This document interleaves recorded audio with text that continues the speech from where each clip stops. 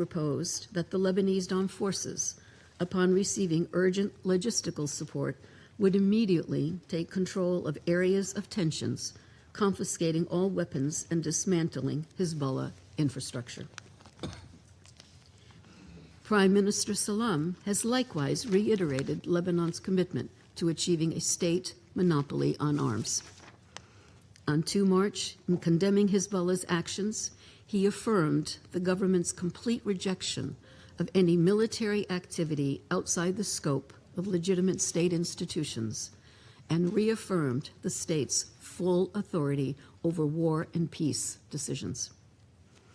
In a landmark statement, he announced the cabinet's decision prohibiting Hezbollah's military and security activities and mandating the immediate handover of weapons, tasking the Lebanese state security forces with the enforcement of this decision. These declarations have been accompanied by concrete measures. The Lebanese army has reported the detention of approximately 26 Lebanese nationals, including Hezbollah members, and 1 Palestinian, all for the illegal possession of weapons and ammunition. Judicial rulings have been passed down against some of the Hezbollah members arrested.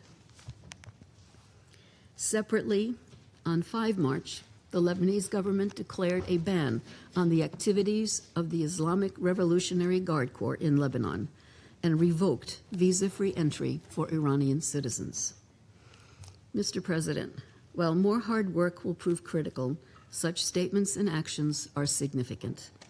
They reflect a clear resolve of the Lebanese state, and they warrant the full support of this Council. The United Nations remains firmly committed to assisting all parties in meeting their responsibilities. To enable Lebanon to fulfill its obligations under Resolutions 1559 and 1701, an immediate de-escalation and cessation of violence is imperative. Hezbollah must cease its attacks on Israel and cooperate with the government's efforts to assert full state authority and establish a monopoly over weapons. Israel must halt its military campaign in Lebanon and withdraw its forces from Lebanese territory. The sovereignty and territorial integrity of both Lebanon and Israel must be upheld. All parties must respect their obligations under international law, including international humanitarian law. Civilians and civilian infrastructure must never be targeted. United Nations personnel must be protected. And the international community must scale up its support to the Lebanese state security services, particularly the Lebanese armed forces, to ensure they have the capacity and resources they critically require. The Secretary General continues to engage with member states to press for an end to this conflict. The Special Coordinator for Lebanon has been in contact with all relevant actors, including through a visit to Israel earlier this week, to advocate urgently for de-escalation and dialogue. As Undersecretary General Lacroix will report, UNIFIL peacekeepers remain in position along the Blue Line, often at great risk. To prevent further loss of life and to create the space for meaningful political engagement, violence must stop. Only then can the parties resume the difficult but indispensable work of building a stable and secure future for both Lebanon and Israel. We will continue to work closely with all concerned to restore calm and protect civilians. Our objective is straightforward: a return to a situation in which commitments under Resolutions 1559 and 1701 can be pursued in a credible and sustainable manner. This is a moment that requires restraint, responsibility, and a willingness to prioritize the well-being of the populations who bear the brunt of these hostilities. The United Nations stands ready to assist, but the decisions that shape the coming days must be guided by a collective recognition that further escalation benefits no one. Thank you, Mr. President. I thank Ms. DiCarlo for her briefing. I now give the floor to Mr. Jean-Pierre Lacroix. Thank you very much, Mr. President, members of the Security Council.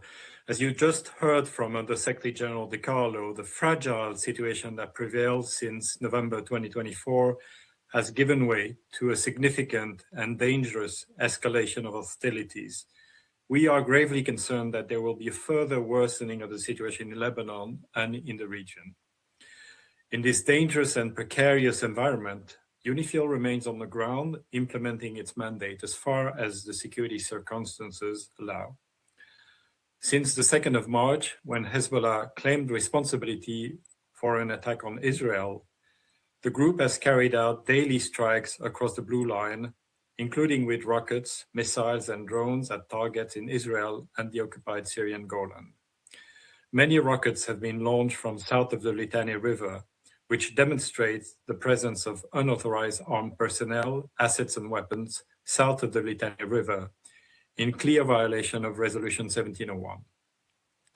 The Israel Defense Forces have issued displacement orders for the entire UNIFIL area of operations and intensified daily strikes, impacting multiple locations in the UNIFIL area of operations, also in violation of Resolution 1701. Since the 1st of March, UNIFIL has reported some 4,120 trajectories, including 2,733 from south to north of the Blue Line and 323 air attacks by the Israel Defense Forces. In the same period, UNIFIL has recorded 1,387 trajectories from north to south. Notably, each trajectory may represent multiple projectiles, and UNIFIL cannot detect some projectiles, such as those fired by portable anti-tank launchers or light weapons. On the 9th of March alone, UNIFIL recorded 159 air violations, the highest number observed in a 24-hour period since the resumption of hostilities. The Israel Defense Forces have also reinforced the 5 positions at which they have maintained a presence north of the Blue Line. UNIFIL has observed incursion by the Israeli Defense Forces units into Lebanon at several locations, including through Yarun in Sector West and Hula, Khiam, and Markaba in Sector East. On the 9th of March, one Israel Defense Forces tank was observed near Kunin in southeast Lebanon, 7 kilometers north of the Blue Line. Direct clashes between Hezbollah and Israeli Defense Forces inside Lebanon have been reported, including in Hula and Khiam on the 4th of March. Extensive buildup of Israeli military assets south of the Blue Line also continues to be reported. There have been several incidents that have jeopardized the safety and security of our peacekeepers. On the 6th of March, peacekeepers from the Ghanaian contingent were severely injured inside their base in Al-Kawza, Sector West. He is currently being treated at a hospital in Beirut and is now in a serious but stable condition. Several other peacekeepers were injured less seriously, while the base was heavily damaged in the resulting fires. We obviously wish a speedy recovery to all involved. A UNIFIL investigation is ongoing, including to determine the origin of the projectiles or munitions that impact the UN position.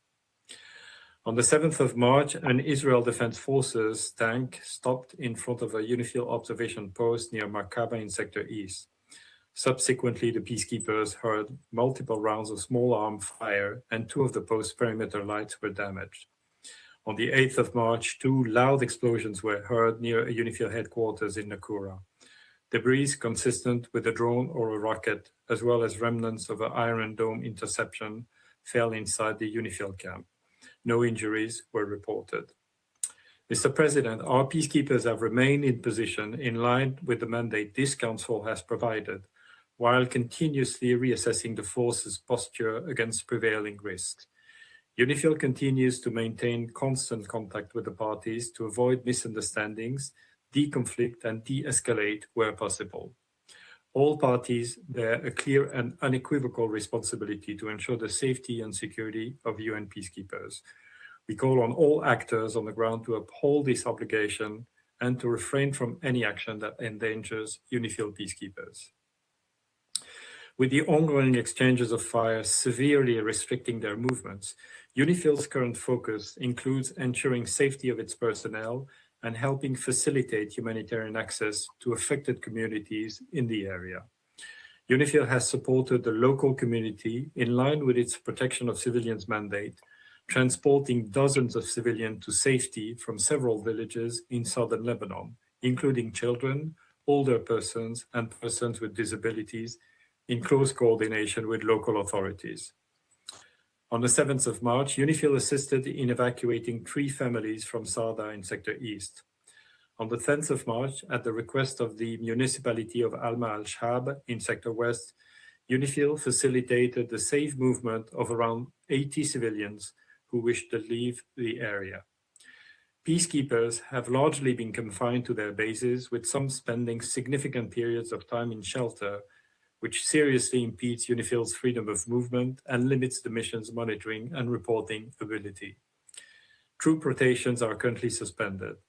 This security environment has also presented challenges for the resupply of fuel, food, and water for UN positions.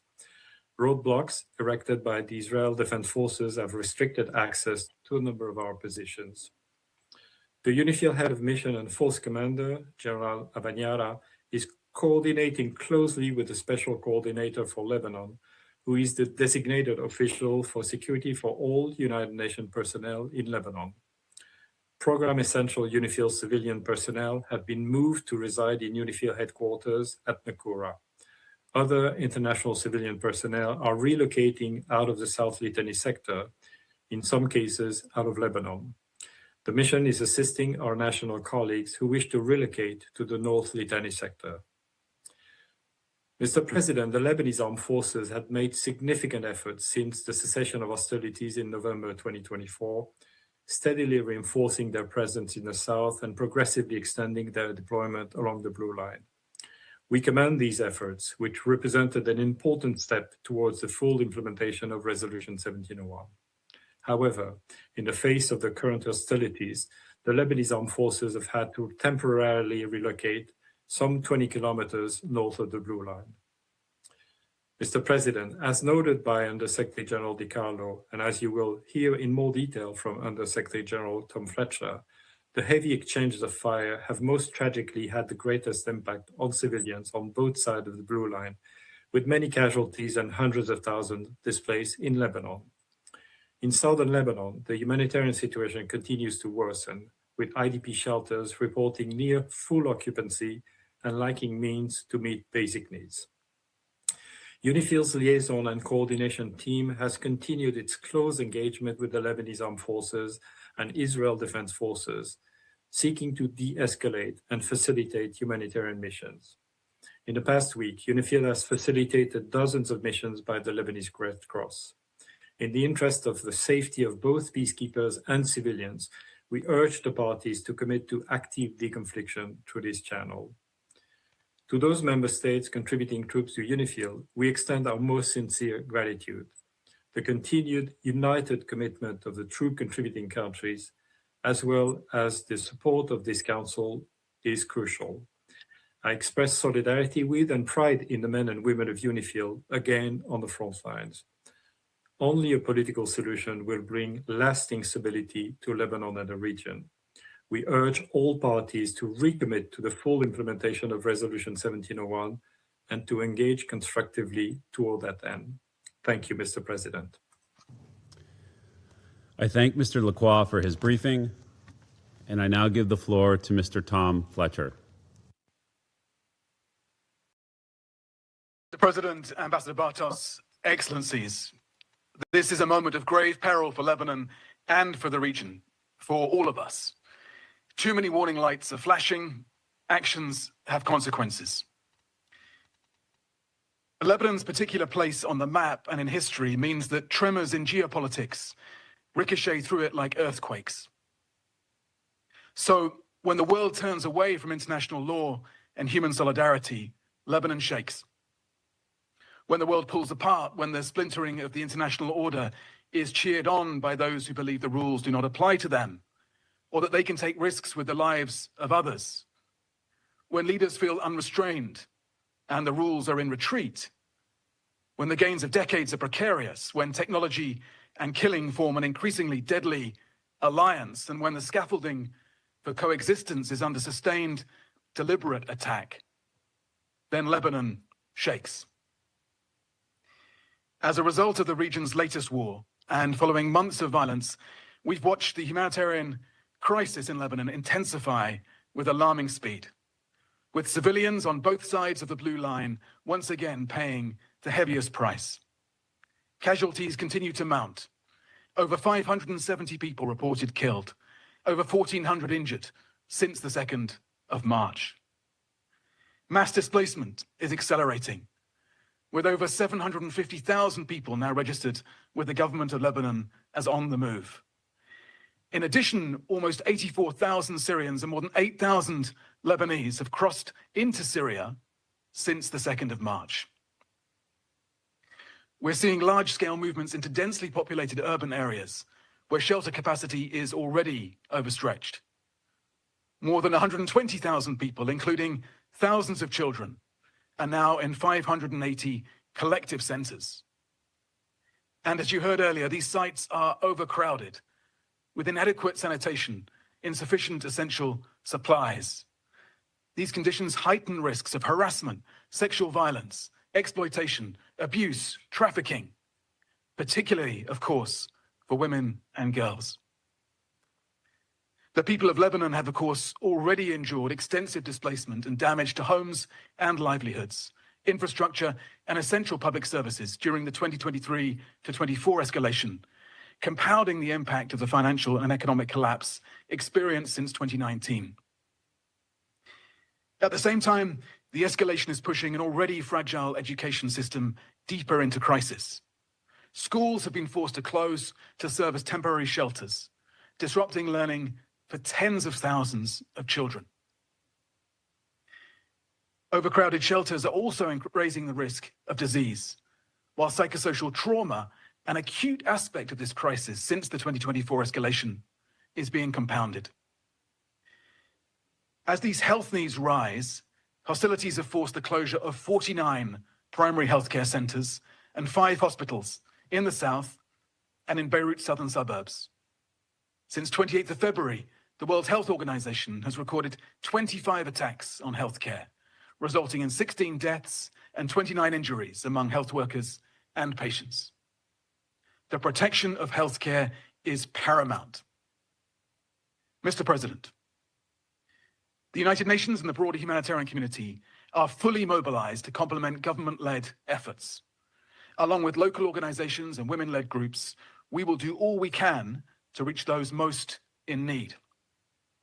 We and our partners have provided over 500,000 hot meals, distributed over 270,000 liters of bottled water, provided hygiene items and household supplies, and 123,000 liters of fuel to sustain critical services.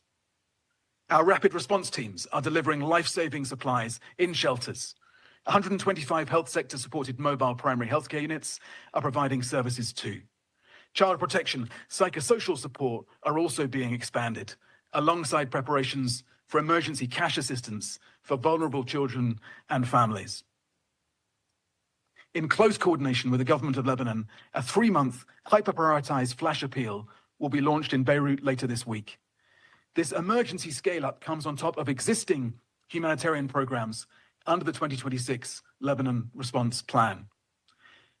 I will support these efforts with a rapid response allocation of $15 million from the Central Emergency Response Fund to help scale up life-saving work.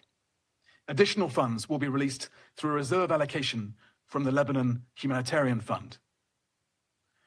But our ability to reach people is tightening by the day. Large areas of South Lebanon, the Bekaa, and Beirut's southern suburbs remain active conflict zones. Debris and unexploded ordnance are blocking roads to affected villages, and key transport routes, including those linking the Bekaa, have been repeatedly disrupted. Population movements are shifting quickly and increasingly difficult to track. Of course, Lebanon's latest humanitarian crisis is just one more consequence of a regional war that is spiraling out of control. War does not stay neatly within borders. It tears through markets, supply chains, food prices. And when that happens, the most vulnerable people in Lebanon and across the region are hit first and hardest. When maritime corridors such as the Strait of Hormuz are disrupted, food, health, energy become more expensive and harder to access. Impact on food security is already evident in Gaza, where the price of flour is up by 270%. Global shipping costs have increased 16% compared to this time last year. We anticipate delays of 6 months in the delivery of supplies across multiple humanitarian responses. Airspace closures are also disrupting our humanitarian missions across the region. So we are pre-positioning stocks, activating alternative supply routes to keep life-saving aid moving to Lebanon and, of course, across the region. But as the Secretary General insisted and USG DiCarlo underlined, we need the protection of civilians, de-escalation, an immediate cessation of hostilities, and genuine dialogue and negotiations towards a peaceful settlement, in line with the Charter of the United Nations. As ever, I close with 3 asks of the Security Council. First, civilians, all civilians throughout the region must be protected and their access to life-saving help ensured. Constant care must be taken to spare civilians and civilian infrastructure, hospitals, water sources, schools, energy, at all times and by all parties. Humanitarians and humanitarian premises must be protected and our movements to provide aid facilitated. Today has been another tragic day for our humanitarian family. We're seeing civilians, including humanitarian workers, under attack across the region, in Lebanon, the occupied Palestinian territory, in Israel, in Iran, in Iraq, Saudi Arabia, in United Arab Emirates, in Kuwait, in Bahrain, Qatar, Jordan, Syria, Oman, and beyond. Second, we need generous funding for a principled, scaled-up humanitarian response. We must be supported to go wherever the needs are in the region. I have reaffirmed our readiness to help civilians in Lebanon, Iran, the occupied Palestinian territory, in Israel, or any other countries as needed. Humanitarian action is always harder in times of war, but this is, of course, when it is most needed. So we count on member states to help ensure that this life-saving work continues in the Middle East and beyond across the global humanitarian crisis. And yet we're seeing staggering amounts of money, reportedly $1 billion a day spent on destruction, while some politicians boast of cutting aid to those in gravest danger globally. With a fraction of this money, we can save millions of lives globally. Thirdly, and finally, we need a revival of strategic, calm, rational, hopeful diplomacy. We need calmer heads to prevail. Peacemaking is hard, but it is always better, and it takes more courage than the alternative. Every time you hear the powerful attack the UN, ask yourself what they gained by weakening us. And yet, we're seeing a sustained attack against the systems meant to restrain states from reckless warfare, a pattern of attrition against international law and humanitarian principles. Politicians flexing their muscles by sending others to die. As conflicts spread, the international system pulls further apart and more resources flow towards weapons, not saving lives. So a simple test for your actions. If your opponent were doing this to you, what would you say? Let's have the courage to recommit instead to lasting peace, sustained stability, dependable governance, and international law. Mr. President, Excellencies, Lebanon is exhausted by other people's wars. It is not asking for help, but for oxygen. Its people can defy the history, the geography, even the politics. They can be stronger than the forces pulling them apart. But they can only do that if Iran and Israel stop fighting their wars in Lebanon. Thank you, Mr. President. I thank Mr. Fletcher for his briefing, and I now give the floor to Ms. Lynn Harfouche. Mr. President, members of the Security Council, thank you for the opportunity to address you today. My name is Lin Harfouch. I am a Lebanese political activist from the city of Baalbek. I grew up in the Bekaa and spent much of my life in Beirut's southern suburbs. Today, like many families, mine too is displaced. In the early hours of last Monday morning, while Lebanese families slept in their homes, Hezbollah once again dragged our country into a war the Lebanese people did not choose. This decision was not taken by the state. It was imposed by a militia that answers to interests beyond the Lebanese borders. For many Lebanese, this is a tragic cycle we know too well. I am 34 years old and I've known nothing but Hezbollah's hegemony in my community. I myself grew up supporting them. In 2006, they entered a war by kidnapping Israeli soldiers at the borders. My neighborhood got razed by Israeli bombs. I was 14 then and saw Hezbollah as our protectors, even as I was displayed on a traumatizing night. But coming back to our neighborhood, I found our livelihood destroyed. Suffocated by yellow flags claiming a divine victory. Seeing them celebrate over our collective ruin, while their grip on our streets only tightened. I felt they were occupying our wreckage to secure their own dominance. The mask fell and I saw the truth. The truth that resistance was a mere facade to exploit an entire country for an expansionist project. The truth that Hezbollah seeks to break us away from other communities through its ideological and social project. The truth that under Hezbollah's dominance, Iran's arm in Lebanon, war becomes a recurring reality, fear our constant companion, and our lives a mere expendable for the sake of the supreme leader. The terrible part in all of this is the very same scenario played again in 2023, when Hezbollah decided to open what they called the support front against Israel right after October 7th. And again in 2026, after they had promised the Lebanese government they would not commit suicide once more.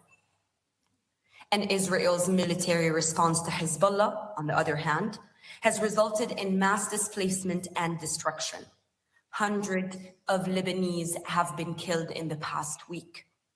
As I speak, thousands of Israeli soldiers are massed at our southern border, and we Lebanese fear that the conflict can only widen further. We are trapped in this unending war of access. Who pays the price?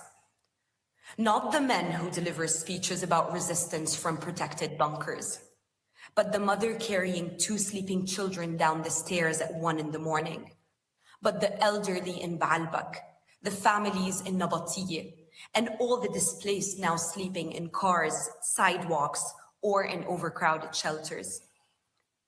According to latest figures, the number of internally displaced people has reached almost 1 million, including nearly 200,000 now living in collective shelters across hundreds of sites. For a country already battered by economic collapse, this is a disaster, one that needs to be addressed urgently by helping the Lebanese government. Yet, the answer to this humanitarian crisis cannot only be humanitarian. It needs to be political. At its core, Lebanon's crisis is one of sovereignty, accountability, and a weakened state. No society can rebuild, no economy can recover, and no youth can build a future when a country's fate is controlled by a suicidal fraction. Mr. President, members of the Security Council, I was raised in the very environment from which Hezbollah claims its legitimacy. I know its language. I know its threats. I know the fear it creates when people are told that silence is loyalty and obedience is dignity. But there is no dignity in radicalizing entire communities to serve Iran's theocratic regime through its doctrine, Wilayat al-Faqih. There is no honor in making Lebanese children pay the higher price. There is no resistance in holding an entire nation hostage. I am here to tell you that millions of Lebanese, including many Shiites, want a different future. I also speak to you today as a mother of 2 boys, Hadi, who is 11, and Rey, who is 10 years old. On the night the Israeli bombing intensified, Rey woke up trembling in the middle of the night and asked me a question that many children are asking. Mom, why do we keep going to wars when more people will die? Why can't we live in peace? I did not have an easy answer, but I will tell you this. Governments that normalized Hezbollah were all accomplices in where we are today. For years, the world looked the other way, privileging their dealing with Iran. For years, they treated an illegal non-state actor as a political reality, to be managed rather than a violation to be ended. For years, the world asked us to tolerate intolerance. Simultaneously, the Lebanese feel helpless and alone in the face of Israel's aggression. Dismissing international law, the global community has validated the rule of the strongest. This double standard has turned Lebanon into a graveyard for the very principles this council was built to uphold. We were told that accepting this parallel reality was the price of stability. But look at where that fragile stability has led us and the whole region. Today, I speak in the name of most Lebanese when I say, we don't want this stability. We want a solution.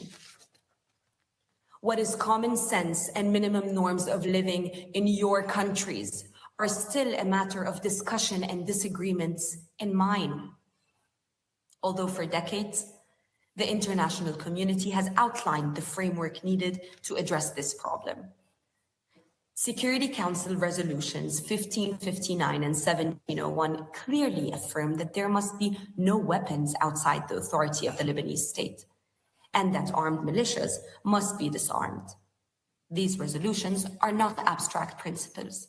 They are the internationally recognized roadmap for restoring stability and state authority in Lebanon. But they failed, and they failed because of the recklessness of some and the false promises of others. Today, the Lebanese government has begun to take important steps in this direction.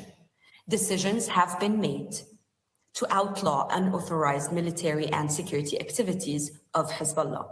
Today, there is a growing recognition within the Lebanese institutions to reclaim the monopoly of arms and with it, national decision-making. At the center of this effort stands the Lebanese armed forces. The Lebanese armed forces are the sole legitimate defender of the country. Their success is not only a Lebanese priority. It is the only viable path to preventing Lebanon from becoming a permanent gray zone of proxy warfare in the region. Help them disarm Hezbollah and prevent Iranian interference and dominance, and protect our Lebanese borders from Israeli invasion. Supporting the Lebanese armed forces should therefore not be viewed as charity or assistance. It is an investment in regional stability. A couple of days ago, our president and prime minister launched a diplomatic initiative towards Israel. They laid the ground to the only solution to this war, ending the daily Israeli aggressions, obtaining their total withdrawal from our land, and allowing our people to return to their homes, while guaranteeing Hezbollah's disarmament. They even went further by suggesting to end the 80-year-old state of war between Lebanon and Israel. Because we Lebanese want to live in peace. Because we Lebanese deserve peace. A sustainable peace based on justice that would allow us to have a future, to have a life, a a simple one, without fear, in which we can aim for our prosperity and well-being like other people. A life to live, not only to survive. Lebanon, Mr. President, is not a mere geographic entity for this council to manage. It is a founding member of the United Nations that contributed to drafting the Universal Declaration of Human Rights. It's an idea of liberty and diversity that shouldn't fail, that cannot fail. Mr. President, members of the Council, I wish I could have been personally with you today, so I can look in the eyes of those who played a role in this turmoil and tell them what our ambassador Ghassan Touaini once said in the same room in 1978. Let my people live. Thank you. Thank you, Ms. Harfouch, for your courage and for that important briefing. And I now give the floor to those council members who wish to make statements. I now give the floor to the representative of France. Merci, Monsieur le Président. La France a demandé, face à une situation urgente et dramatique, la tenue de cette réunion, demande à laquelle se sont associés Bahreïn, le Danemark, la Grèce, la Lettonie, la République démocratique du Congo et le Royaume-Uni. Je vous remercie de l'avoir organisée et je remercie pour leurs exposés Madame la secrétaire générale adjointe aux affaires politiques et à la conciliation de la paix, Rosemary Di Carlo, Monsieur le secrétaire général adjoint aux opérations de paix, Monsieur Jean-Pierre Lacroix, et Monsieur le secrétaire général adjoint aux affaires humanitaires, Tom Fletcher, ainsi que Madame Lynn Harfouch pour la société libanaise. Nous saluons aussi la participation à nos débats de Monsieur le représentant du Liban, Monsieur le représentant d'Israël, Monsieur le représentant de la Syrie et Madame la représentante de Chypre. Monsieur le Président, la guerre s'étend une fois de plus au Liban. Le Hezbollah a fait le choix inacceptable et irresponsable de se joindre aux attaques iraniennes contre Israël, entraînant depuis plus de 10 jours le Liban dans un conflit dans lequel les autorités, comme le peuple libanais, refusent d'être entraînées. Les populations en payent le prix fort. Côté libanais, plus de 500 morts, des centaines de blessés et au moins 750 000 déplacés provoqués par les opérations militaires israéliennes et les ordres d'évacuation. Côté israélien, plusieurs blessés, une population contrainte de se réfugier plusieurs fois par jour dans les abris. Cette situation n'est pas acceptable. La France apporte tout son soutien aux autorités libanaises et à la décision courageuse qu'elles ont prise, le 2 mars, d'interdire absolument les activités militaires et de sécurité du Hezbollah. Elle les appelle à mettre en œuvre sans plus attendre ces décisions essentielles. Le Hezbollah doit mettre un terme immédiat à ses attaques contre Israël. Il doit remettre ses armes. Il doit cesser de prendre en otage le peuple libanais au service d'une guerre conduite par Téhéran contre Israël. De son côté, Israël doit respecter la souveraineté et l'intégrité territoriale du Liban et renoncer à toute intervention terrestre d'envergure et à toute occupation durable du territoire libanais, dont l'histoire montre qu'elle ne ferait ces interventions, cette occupation, qu'offrir un foyer à de nouvelles instabilités plutôt qu'à une paix durable. Les civils, qu'ils soient libanais ou israéliens, ne sauraient en aucun cas être pris pour cible. Le respect des règles du droit international humanitaire encadrant la conduite des hostilités, en particulier les principes de distinction, de proportionnalité et de précaution, ce respect est essentiel pour que soit assurée la protection des populations civiles et des infrastructures civiles en toutes circonstances. Les attaques délibérées contre la FINUL sont inacceptables. La France condamne avec la plus grande fermeté celle du 6 mars 2026, à l'issue de laquelle 3 casques bleus ghanéens ont été blessés. Et nous exprimons toute notre solidarité à l'égard du Ghana. La protection des casques bleus doit être garantie en toutes circonstances et par toutes les parties. Dans ce contexte difficile, la France salue le courage, le professionnalisme et l'engagement des personnels de la force et de tous les pays contributeurs de troupes. Monsieur le Président, la poursuite de la guerre n'est pas une fatalité et une solution diplomatique est possible. Nous poursuivons nos échanges, y compris au niveau du président de la République, avec les autorités libanaises et israéliennes, afin de parvenir à une désescalade. Nous appuyons les efforts de médiation de l'ONU. La voie à suivre est claire: mettre pleinement en œuvre l'accord de cessez-le-feu du 26 novembre 2024, ainsi que la résolution 1701 du Conseil de sécurité, en continuant de s'appuyer sur le mécanisme mis en place en novembre 2024. C'est ce cadre reconnu par les parties qui pourra permettre de stabiliser la situation le long de la ligne bleue, d'offrir des garanties de sécurité aux deux pays et de restaurer l'intégrité territoriale du Liban. Nous saluons dans cette perspective la proposition du président Aoun de relancer des négociations directes entre le Liban et Israël. Il nous faut dans le même temps dès à présent venir en aide collectivement au peuple libanais, auquel nous exprimons toute notre solidarité. La France est pleinement mobilisée pour atteindre cet objectif. Nous avons déjà accordé une aide d'urgence de 6 millions d'euros aux organisations humanitaires présentes sur place, dont le Haut-Commissariat pour les réfugiés, et nous saluons l'engagement humanitaire de l'ONU. La France permettra l'acheminement de plusieurs dizaines de tonnes de frais humanitaires prochainement, dont des médicaments. Par ailleurs, la France finance la mise en œuvre de projets de terrain visant à répondre aux besoins essentiels des populations déplacées. Ces projets s'inscriront dans le cadre des efforts engagés par le gouvernement libanais pour répondre à la crise. Enfin, il est crucial d'intensifier le soutien aux forces armées libanaises, qui ont pour mission, dans ce contexte difficile, de poursuivre le désarmement du Hezbollah. La France a annoncé la livraison de véhicules blindés à destination des FAL afin de les soutenir dans cette mission.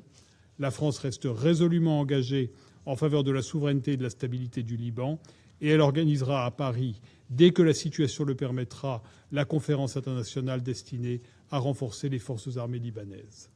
Je vous remercie. I thank the representative of France for the statement, and I now give the floor to the representative of the United Kingdom. Thank you, President. I thank Under-Secretary Generals De Carlo, Lacroix and Fletcher for briefing us today, as well as Ms. Harfouche for your powerful testimony. I also welcome the participation of the permanent representatives of Lebanon and other countries of the region in our meeting. President, the United Kingdom joined the call for this meeting alongside European and other partners to address the serious escalation of violence across the Blue Line and in Lebanon. We strongly condemn Lebanese Hezbollah's ongoing attacks against Israel and the region, which must cease. These actions, on behalf of the Iranian regime, have cost lives and have once again drawn Lebanese civilians into a conflict they do not want. As we heard from the briefers today, the escalating violence has already had a devastating impact on civilians on both sides of the Blue Line. We do not want to see a widening conflict in Lebanon. We are concerned by the civilian impact of Israeli military action in Lebanon, including large-scale displacement. Access to essential and life-saving medical services is also becoming much more difficult, as we heard, with 5 hospitals reportedly closed due to the fighting. We call upon Israel to uphold its obligations under international law, including with regard to protection of civilians and civilian infrastructure. The United Kingdom is working closely with the Lebanese government and humanitarian partners to support those affected by the current escalation. President, the United Kingdom expresses its strong support to UNIFIL and urges respect for the mission's freedom of movement as it implements its mandate. We are deeply concerned by the 6 March strike on UNIFIL, which seriously injured several Ghanaian peacekeepers. I take this opportunity to express our hopes for their swift and full recovery from their injuries. We once again underscore that attacks on peacekeepers are completely unacceptable, and we urge all parties to ensure the safety and security of UNIFIL personnel in accordance with international law. In closing, the United Kingdom welcomes President Aoun's call for direct negotiations between the governments of Israel and Lebanon. We encourage both governments to engage diplomatically and work towards de-escalation and full implementation of Resolution 1701. We also commend the decision by the Lebanese government to ban all Hezbollah's military activities. We continue to support the Lebanese armed forces as the sole legitimate armed force in Lebanon.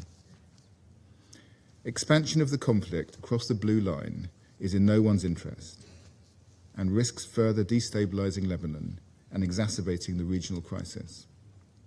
We are committed to playing a full diplomatic role in efforts to secure lasting peace and security for the people of Lebanon and the people of Israel. I thank you.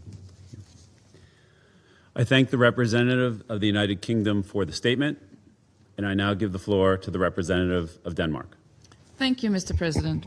And let me also thank the three Undersecretary Generals for their sobering updates and Ms. Hafouche for important messages. Mr. President, the situation in the Middle East is extremely fragile. At this time of heightened tension, any escalation carries serious risk for regional peace and security. That is why Denmark was part of the call for this emergency meeting, together with France, Greece, Latvia, and the United Kingdom. Our message today is simple. There is an urgent need to de-escalate and to resume the cessation of hostilities agreement. Hezbollah's action risks dragging Lebanon into a broader regional war against the will and interest of the Lebanese government and the Lebanese people. We strongly condemn Hezbollah's decision to attack Israel and their support for Iran, and we call for all those attacks to cease immediately. On its part, Israel must exercise the right to self-defense in accordance with international law and abstain from further escalating the situation. We urge Israel to withdraw its forces from occupied areas in Lebanon in line with the November 2024 cessation of hostilities agreement. We call for respect for Lebanese sovereignty, territorial integrity, and independence in line with Resolution 1701. This will also allow for a gradual establishment and control by the Lebanese armed forces in southern Lebanon, paving the way for the exclusive state control with arms in the country. As a result of the recent outbreak of hostilities, in the past week alone, more than 550 Lebanese civilians have been killed. Denmark underlines that all parties must respect international law, including international humanitarian law, and that the protection of civilians and civilian infrastructure must be ensured. Over 700,000 civilians have been forced to evacuate, creating large waves of internally displaced within Lebanon. Thousands more have crossed into Syria. All of those places additional strain on Lebanon, whose people have already suffered from large-scale economic and humanitarian challenges as a result of decades of conflict, mismanagement, external interference, and regional instability. A strong, stable, and secure Lebanon would contribute to Israel's safety. This can only materialize, however, if the parties focus on de-escalation and dialogue, and it requires that Hezbollah stops its attacks. Mr. President, Lebanese society has historically been, and remains to this day, a mosaic of diversity. This diversity is a distinct strength. However, it must remain so. In the past decade, Lebanon has shown immense generosity and resilience in housing more than 1 million refugees from neighboring Syria. New massive waves of internal displacement carry the risk of sectarian strife. This must be avoided at all costs. We urge the Lebanese government and the Lebanese people to prioritize national unity and social cohesion in the face of the current conflict. The Lebanese government has also shown courage and will to take on historic challenges, and even if much remains to be done, progress has been made in disarming Hezbollah and implementing economic reforms. The current conflict risks rolling back these positive steps. Mr. President, against this backdrop, UNIFIL's presence in southern Lebanon is more important than ever. We fully support UNIFIL in exercising the task mandated by this Council and recall that peacekeepers are protected by international law. Reports of attacks on UNIFIL personnel are deeply worrying, and our thoughts go to the wounded Ghanaian peacekeepers. Any deliberate targeting of peacekeepers is unacceptable. The current volatile situation only underscored the need for UNIFIL and for a strong and continuous UN presence in Lebanon, including after UNIFIL's drawdown by December 2026. Mr. President, in closing, Lebanon must not become another front in an already dangerous and volatile regional landscape. Its people, who have already suffered for so much and so long, must not be dragged into another man-made humanitarian emergency. We call on all actors to step back from the brink and return to negotiations and peaceful dialogue. I thank you. I thank the representative of Denmark for the statement, and I now give the floor to the representative of Latvia. Thank you, Mr. President. Allow me to begin by thanking the United States, the presidents of this Council, for convening this meeting on such a short notice. And Latvia also joined the call for this meeting to take place. I thank the USG DiCarlo, USG Fletcher, and USG Lacroix for their briefings. And I also thank Ms. Lynn Harfouch for her insights. The current escalation in Lebanon has serious consequences for the civilian populations and for the security of UN peacekeepers, as well as the stability of the region and global security. And we commend the exceptional service of UNIFIL as it continues to carry out its mandate under Resolution 1701, monitoring this conflict even in the direst circumstances. All essential personnel, including those from my country, are still remaining in place in the midst of hostilities. Mr. President, Hezbollah, the fragile progress of the Lebanese government attempting to assert state control over its territory. Hezbollah's escalation is part of the pattern, as Iran consistently uses proxy networks to destabilize Middle East, attacks countries in the region, and enables aggression in Europe, and it must stop now. Hezbollah must immediately disarm and stop all actions against Israel, but we commend the Lebanese government's decision of 2nd March to declare all Hezbollah military and security activities illegal in the whole territory of Lebanon. As Lebanon's Prime Minister, Nawaf Salam, has warned of a looming humanitarian crisis, and we heard also from our briefers, with more than 700 persons forcibly displaced and more than 870 people lacking basic supplies, we strongly reiterate the vital need for all sides to respect international humanitarian law. With over 500 people killed, we call on all parties to ensure adherence to principles of proportionality and distinction of civilian objects.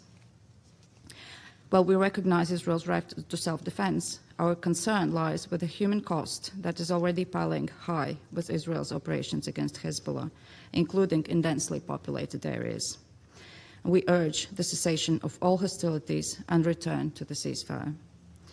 We call for the territorial integrity and sovereignty of Lebanon to be respected, as reflected in Resolution 1701 and the UN Charter.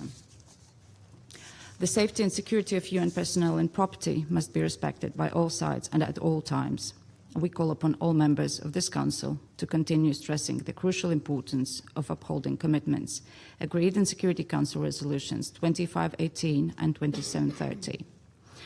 Latvia, as UNIFIL troop contributing country, is especially distressed by the fact that amidst heavy firing, 3 UNIFIL peacekeepers from Ghana were injured inside their base in South Lebanon, and our thoughts are with the injured, and we wish them speedy recovery.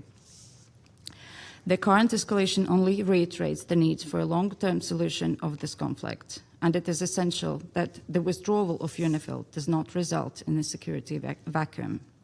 We welcome the political commitment of the Lebanese government to extend its authority throughout the country and the implementation of the disarmament plan. And the continued international support in these efforts remains essential. And we continue to stand by Lebanon and its people.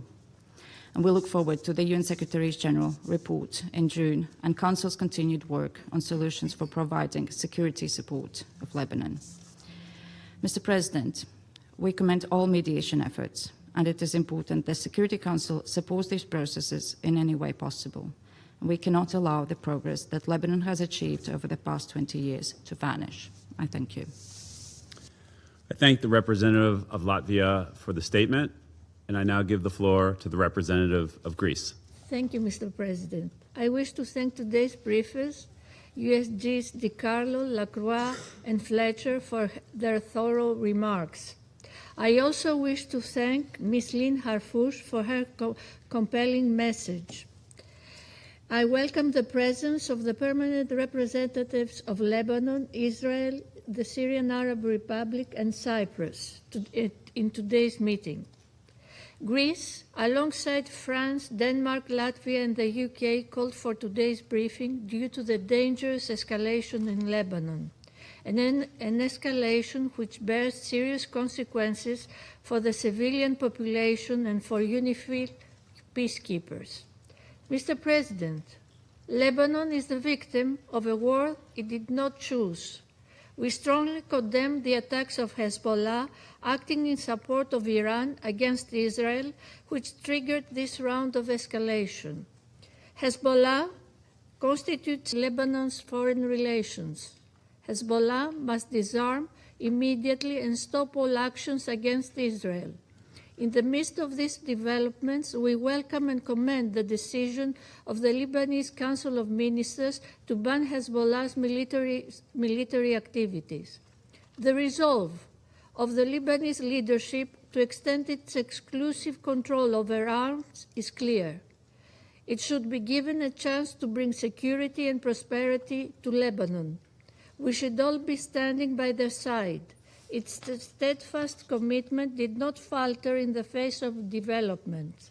Instead, it seems to have been strengthened. We reaffirm our support for the territorial integrity, sovereignty, and political independence of Lebanon. Lebanese sovereignty must be fully respected, and civilians must be protected in accordance with international law. Mr. President, as the spiral of escalation accelerates, we call for maximum restraint and the protection of civilians and infrastructure. Restraint can be a virtue in times of crisis, and indicative of strength and resolve, not weakness. As the Greek Prime Minister said in his telephone conversations with the leaders of Israel and Lebanon, Greece recognizes the right of Israel to defend itself according to international law. However, further escalation must be avoided, similar to the undertaking of prolonged large-scale military operations in the Lebanese south, which risks plunging the region in more instability and conflict.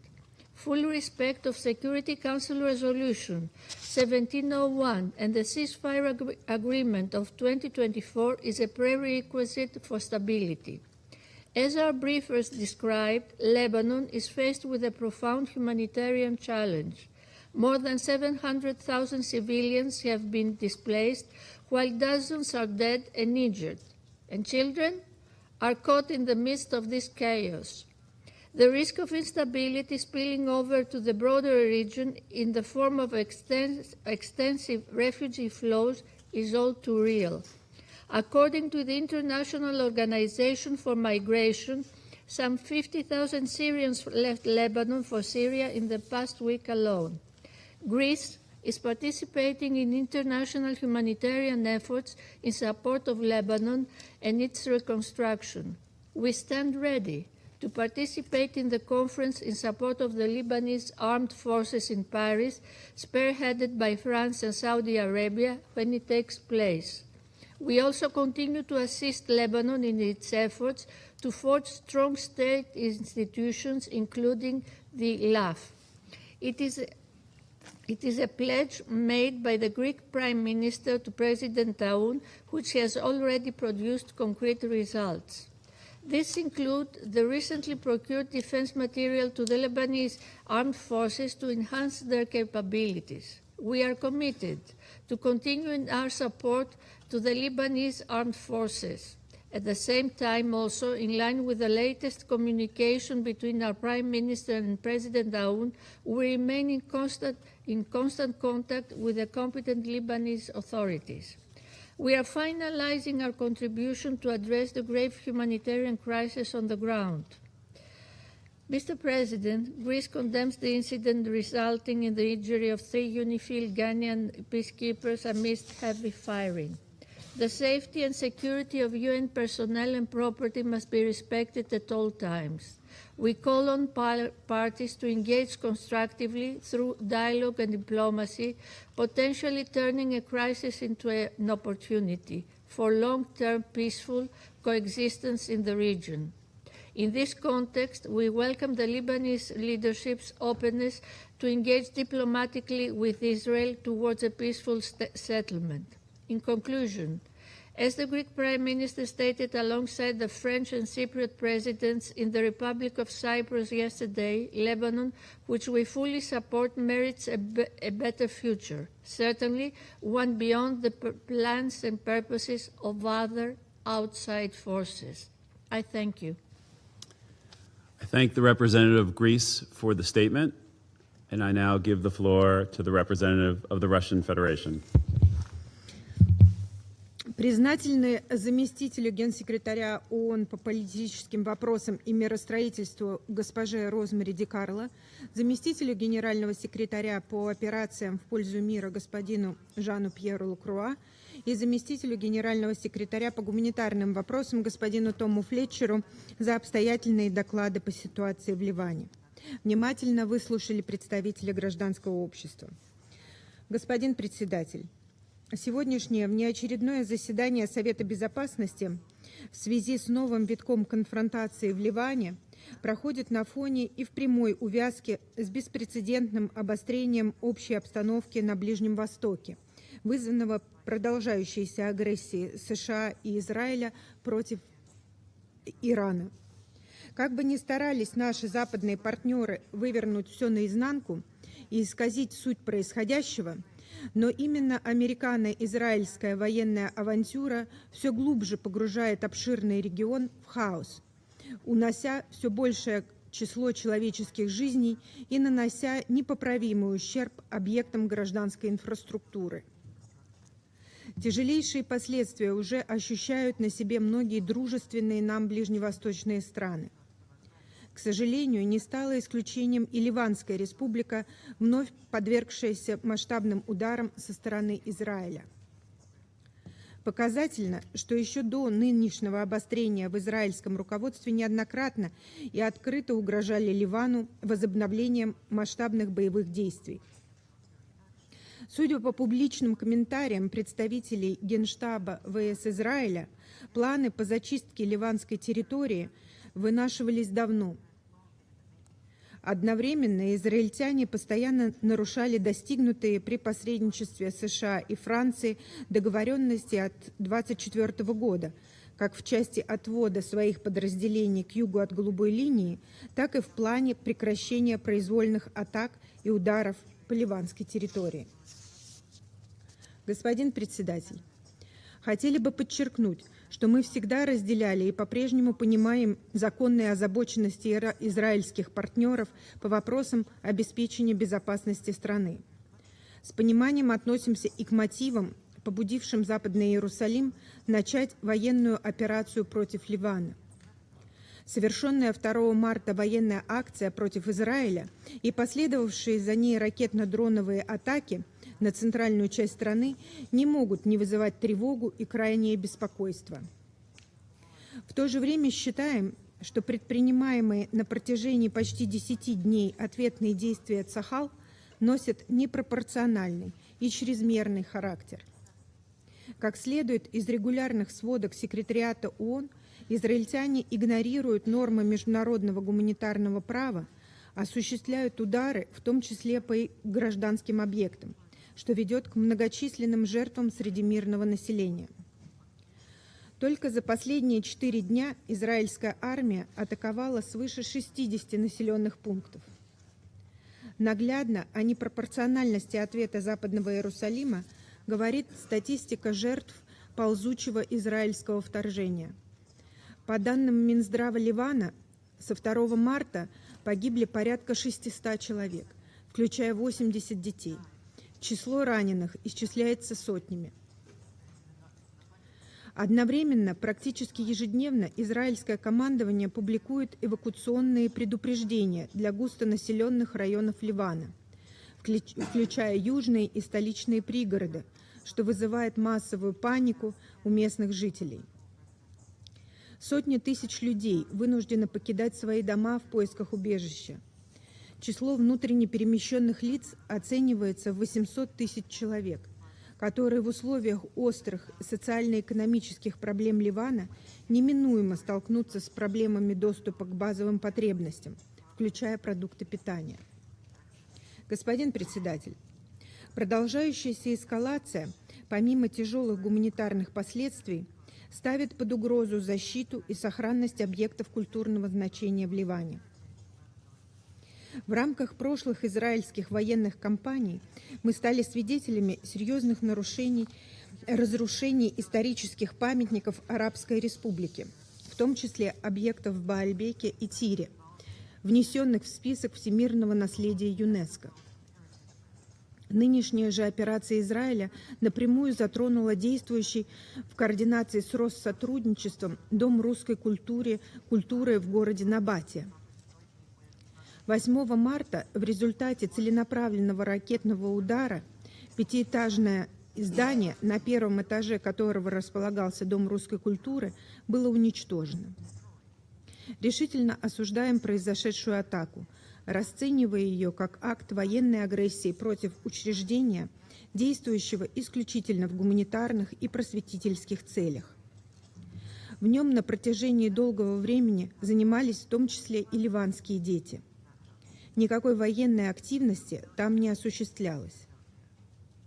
Вновь предупреждаем о неприемлемости неизбирательных ударов по гражданским объектам и дипломатическим представительствам в Ливанской Республике. 8 марта были убиты 4 сотрудников посольства Ирана в Бейруте. Вчера под удар попало генконсульство России в Исфагане. Осуждаем все нападения на диппредставительства, где бы они ни происходили. Недопустимым видится и нападение на персонал временных сил ООН в Ливане, дислоцированных на юге страны. В данном контексте присоединяемся к позиции генсекретаря ООН, осудившего 6 марта инцидент против контингентов СООНУ, в ходе которого 3 ганских военнослужащих получили ранения. Желаем им скорейшего выздоровления и выступаем за безусловное обеспечение гарантий безопасности голубых касок. Господин председатель, в нынешних взрывоопасных условиях призываем Западный Иерусалим отказаться от силовых методов взаимодействия с Ливаном и вернуться к выполнению взятых на себя международно-правовых обязательств, в том числе согласно резолюции СБ 1701. Вместо пагубной линии на конфронтацию израильскому руководству пора прислушаться к позиции Бейрута в пользу срочной деэскалации и готовности к прямым переговорам с Израилем. Немаловажное значение в данном контексте имеет и взятый самими ливанскими властями курс на укрепление государственных институтов и установление контроля над всеми частями страны.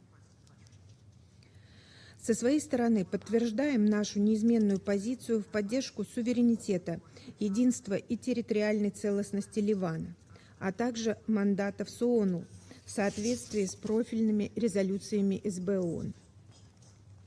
Убеждены в безальтернативности скорейшей остановки боевых действий, возвращения к политико-гуманитарным усилиям и востребованности реальных шагов по прекращению большой войны на Ближнем Востоке. Рассчитываем, что дипломатические возможности еще не исчерпаны. Стороны проявят необходимую политическую волю и откажутся от дальнейшего насилия. Именно этими задачами мы руководствовались при подготовке российского проекта резолюции СБ ООН в связи с эскалацией на Ближнем Востоке, который будет рассматриваться сегодня Советом Безопасности.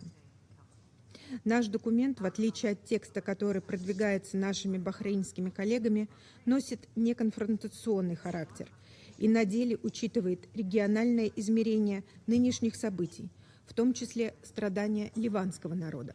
Я благодарю за внимание.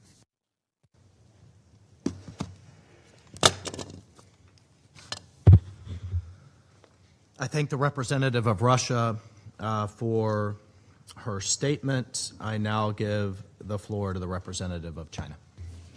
谢谢主席。我感谢迪卡洛副秘书长、拉克鲁瓦副秘书长、弗莱彻副秘书长和哈夫什女士的通报。当前中东战火升级蔓延，离以局势也骤然升温，战事持续下去不符合任何一方的利益。国际社会应当汇聚促和努力，尽快推动缓和紧张局势，恢复地区和平稳定。第一，要推动立即停火止战。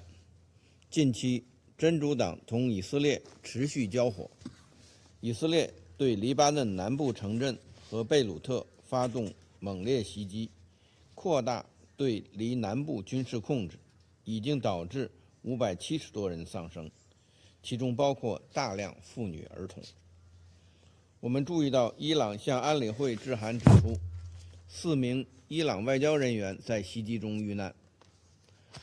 冲突中保护平民是国际法的红线，中方谴责任何针对平民和外交人员的袭击，呼吁各方停止敌对行动，推动局势缓和降温，履行国际法，特别是国际人道法义务。以色列应立即从黎巴嫩撤军。我们欢迎黎巴嫩政府致力于结束冲突的积极表态，支持维护黎巴嫩主权、安全和领土完整。第二，要支持黎巴嫩稳定国内局势。炮火严重冲击黎巴嫩安全稳定，70多万人被迫流离失所，本已艰难的人道形势更加雪上加霜。国际社会应加大对黎巴嫩援助力度，支持黎巴嫩政府稳定国内局势，保障基本民生。我们注意到黎巴嫩议会决定延长任期，欢迎黎巴嫩政府推进对国家管控的努力，希望黎巴嫩国内各方积极开展政治对话，妥善化解分歧。第三，要切实保障联黎部队人员安全。3月6日发生联黎部队遇袭事件，造成3名维和人员受伤。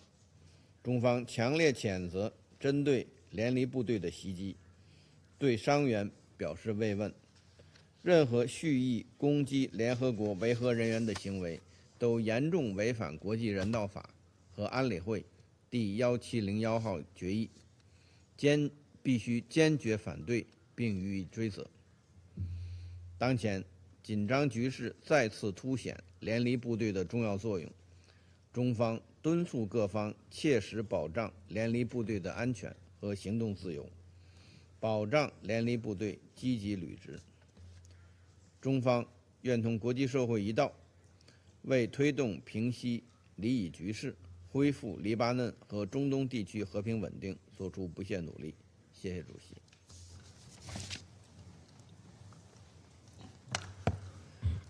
I thank the representative of China for his statement. I now give the floor to the representative of Bahrain.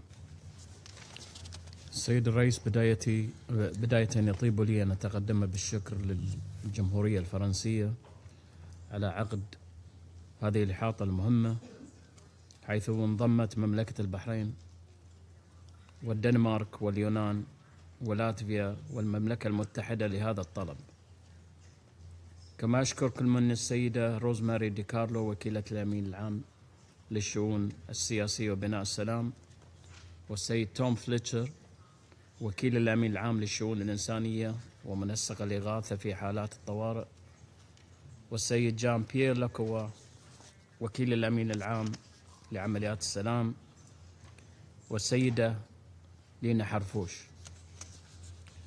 على ما قدموه من إحاطات مهمة وقيمة. وأرحب بجميع المندوبين الدائمين.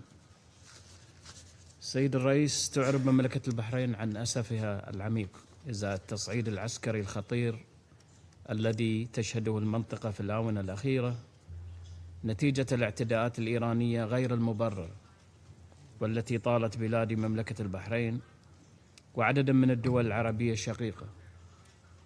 في انتهاك واضح لمبادئ حسن الجوار واحترام سيادة الدول وخرقا جسيما للقانون الدولي وميثاق الأمم المتحدة.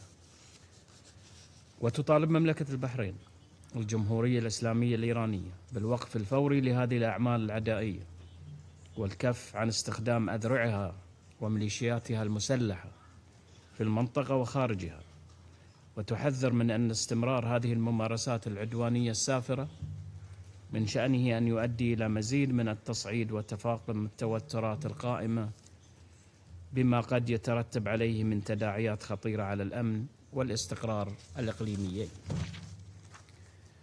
سيد الرئيس، تؤكد مملكة البحرين دعمها لوحدة الجمهورية اللبنانية وسيادتها واستقلالها وسلامة أراضيها، وتدعم جهود بسط سلطة الدولة اللبنانية على كامل أراضيها بما يعزز مؤسساتها الدستورية ويحفظ الأمن والاستقرار ويحقق تطلعات شعبها الشقيق للحياة الحرة الكريمة والنماء والازدهار. كما تشدد على أهمية تجنيب لبنان تداعيات التصعيد الإقليمي وترفض أي محاولات لإقحامه في الصراعات الإقليمية الدائرة. وترحب مملكة البحرين بقرار مجلس الوزراء اللبناني الصادر في 2 مارس لعام 2026 بشأن الحظر الفوري لكافة النشاطات الأمنية والعسكرية لحزب الله، وحصر نشاطه في الإطار السياسي والقانوني إلى جانب بدء تنفيذ المرحلة الثانية من خطة حصر السلاح بيد الدولة اللبنانية ومؤسساتها الشرعية ولا سيما الجيش اللبناني والقوى الأمنية الرسمية. ونؤكد أن هذه الخطوة تمثل تطورا مهما وهي ضرورة حتمية نحو ترسيخ سيادة الدولة اللبنانية وتعزيز مؤسساتها بما ينسجم مع الدستور اللبناني والقرارات الدولية ذات الصلة، وفي مقدمتها قرار مجلس الأمن 1701 واتفاق الطائف، ويسهم في تعزيز الاستقرار الداخلي وتعزيز قدرة الدولة اللبنانية على الاطلاع بمسؤولياتها الوطنية والحفاظ على أمن لبنان واستقراره. كما ترحب المملكة بدعوة فخامة الرئيس اللبناني جوزيف عون إلى إجراء مفاوضات مباشرة مع إسرائيل برعاية دولية للتوصل إلى وقف فوري لإطلاق النار في لبنان. سيد الرئيس، تتابع مملكة البحرين بقلق ما رصدته قوة الأمم المتحدة المؤقتة في لبنان اليونيفيل من انتهاكات لاتفاق وقف إطلاق النار المبرم بين لبنان وإسرائيل في نوفمبر 2024 من خلال الهجمات التي تبناها حزب الله ضد إسرائيل، مما أدى إلى التصعيد العسكري الذي تشهده الأراضي اللبنانية والذي أسفر عن نزوح مدنيين وتفاقم الأوضاع الإنسانية بما قد يخلف تداعيات تمتد إلى الدول المجاورة وتزيد الضغوط على مواردها واستقرارها. وفي هذا السياق نؤكد ضرورة التزام جميع الأطراف باتفاق وقف إطلاق النار والامتناع عن أي أعمال تقوضه، مع التأكيد على أن حماية المدنيين وتخفيف المعاناة الإنسانية يجب أن تبقى في صميم الجهود المشتركة. كما نشدد على أمن وسلامة قوات حفظ السلام التابعة للأمم المتحدة، التزام قانوني وأخلاقي على جميع الأطراف، وأن أي اعتداء عليها يمثل انتهاكا واضحا لقرارات مجلس الأمن ذات الصلة. ونؤكد في الوقت ذاته أهمية أن يتم أي انسحاب تدريجي لقوة اليونيفيل بشكل منسق ومسؤول، بما يضمن عدم نشوء فراغ أمني في جنوب لبنان والحفاظ على الاستقرار في ظل الظروف الدقيقة التي تمر بها المنطقة.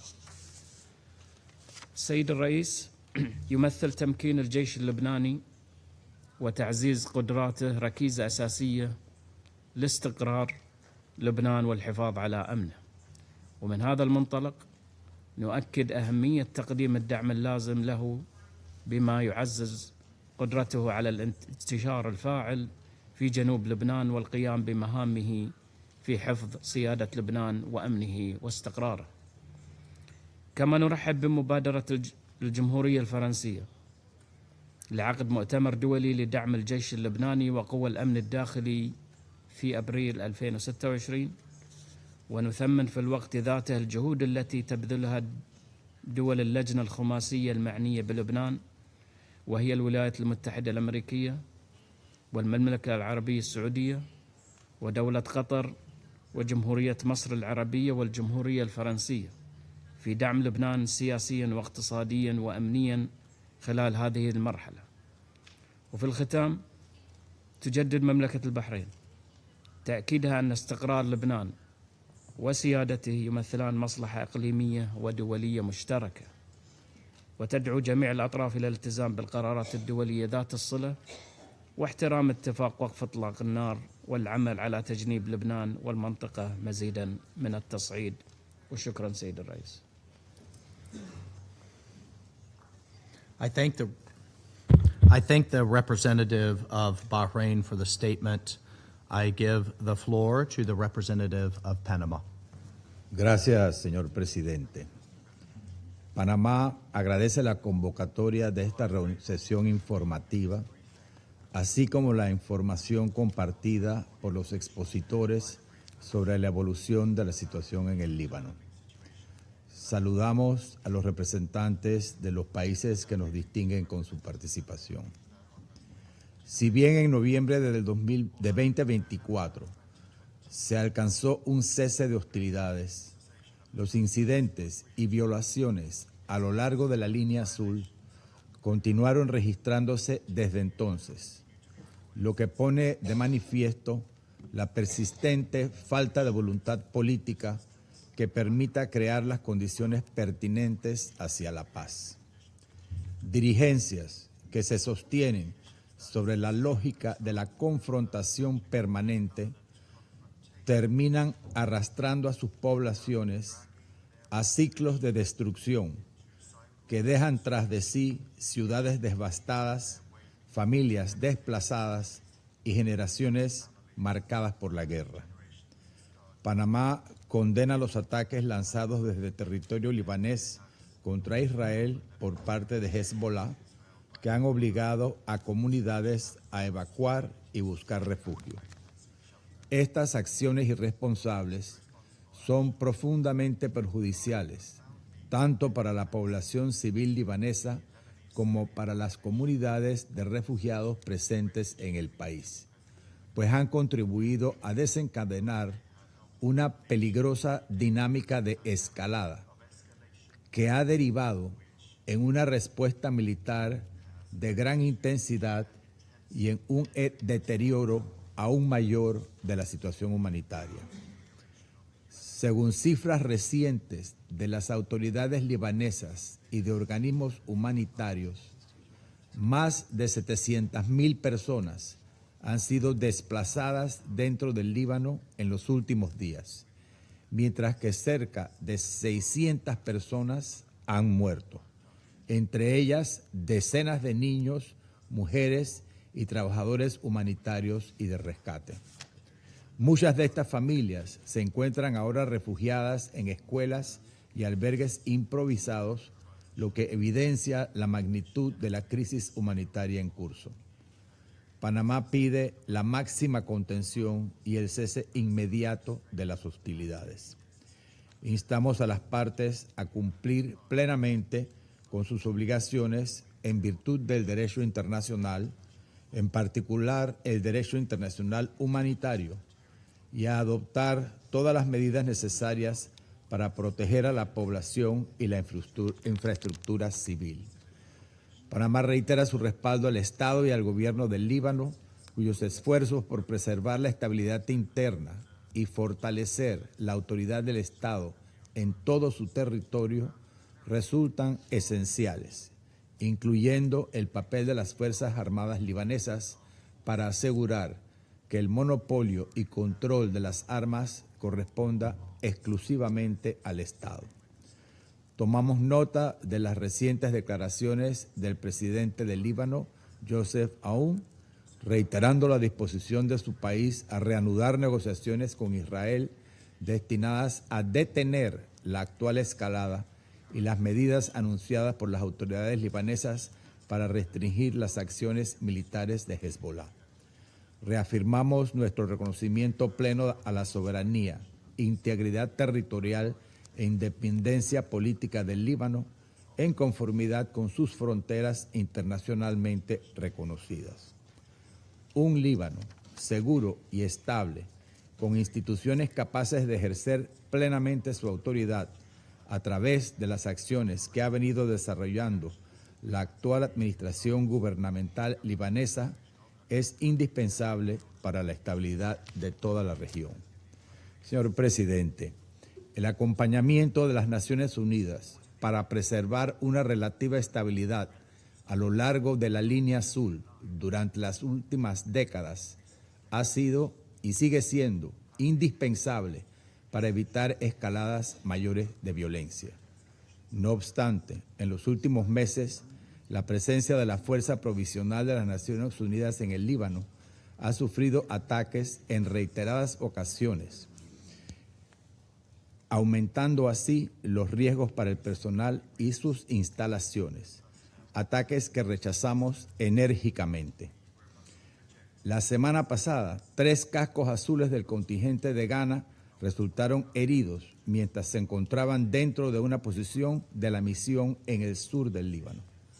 Los ataques o acciones que comprometen la seguridad e integridad del personal, las instalaciones y los bienes de las Naciones Unidas son inaceptables. Los cascos azules que cumplen mandatos de este Consejo, así como las posiciones e infraestructuras de la misión, deben ser respetados y protegidos en todo momento de conformidad con el derecho internacional. Panamá reitera su firme respaldo y apoyo a la labor de la Fuerza Provisional de las Naciones Unidas en el Líbano. Debemos recordar además que esa fuerza se encuentra en el último periodo de su mandato antes del proceso previsto de repliegue. Precisamente por ello resulta aún más importante preservar las condiciones de estabilidad en el terreno, asegurar la libertad de movimiento de la misión y permitirle cumplir plenamente las tareas que le ha encomendado este Consejo. Reiteramos el llamado urgente a la máxima contención y al cese inmediato de las hostilidades. Presidente, la situación actual vuelve a demostrar la importancia de la plena implementación y cumplimiento de la Resolución 1701 del Consejo de Seguridad. Esta resolución sigue siendo el marco fundamental para garantizar la estabilidad a lo largo de la línea azul y avanzar hacia una solución duradera. Muchas gracias. I thank the representative of Panama for the statement. I give the floor to the representative of Pakistan. Thank you, Mr. President. I thank USG DiCarlo, USG Lacroix, USG Fletcher, and Ms. Harfouch for the comprehensive and valuable briefings. Lebanon is a country of remarkable diversity, shaped by layers of civilization and a rich cultural and historical legacy. Its people have long shown resilience in the face of adversity, preserving a vibrant social fabric rooted in coexistence among communities and traditions. Lebanon needs a period of calm to pursue its objectives of peace and stability. The renewed escalation and hostilities are a matter of great concern. They threaten far more than infrastructure. They endanger civilian life and risk reversing the fragile political and security progress Lebanon had begun to make preceding the current crisis. In this context, allow me to make 4 points.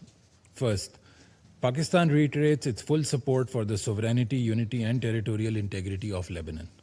We condemn in the strongest terms Israel's continued military aggression in southern Lebanon, which has resulted in the death of more than 400 civilians, including at least 83 children and 42 women, and over 600,000 people displaced.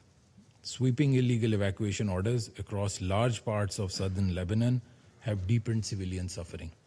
The large-scale destruction of civilian infrastructure and the blatant disregard for international humanitarian law must cease immediately.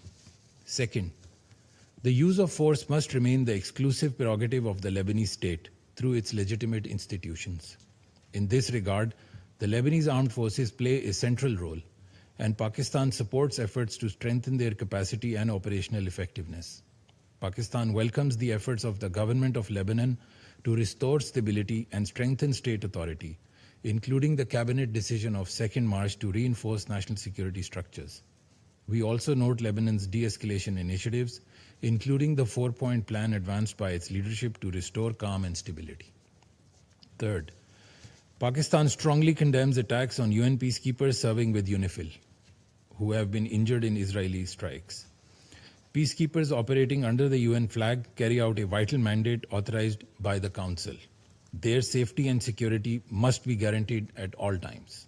Fourth, Israeli military activities in southern Lebanon, including the continued presence of forces and the establishment of positions inside Lebanese territory, are illegal and unacceptable. These Israeli actions, which are in contravention of international law, are also undermining the efforts of the government of Lebanon to ensure peace and stability in the country. We call for Israel's immediate, full, and unconditional withdrawal from all occupied Lebanese territories.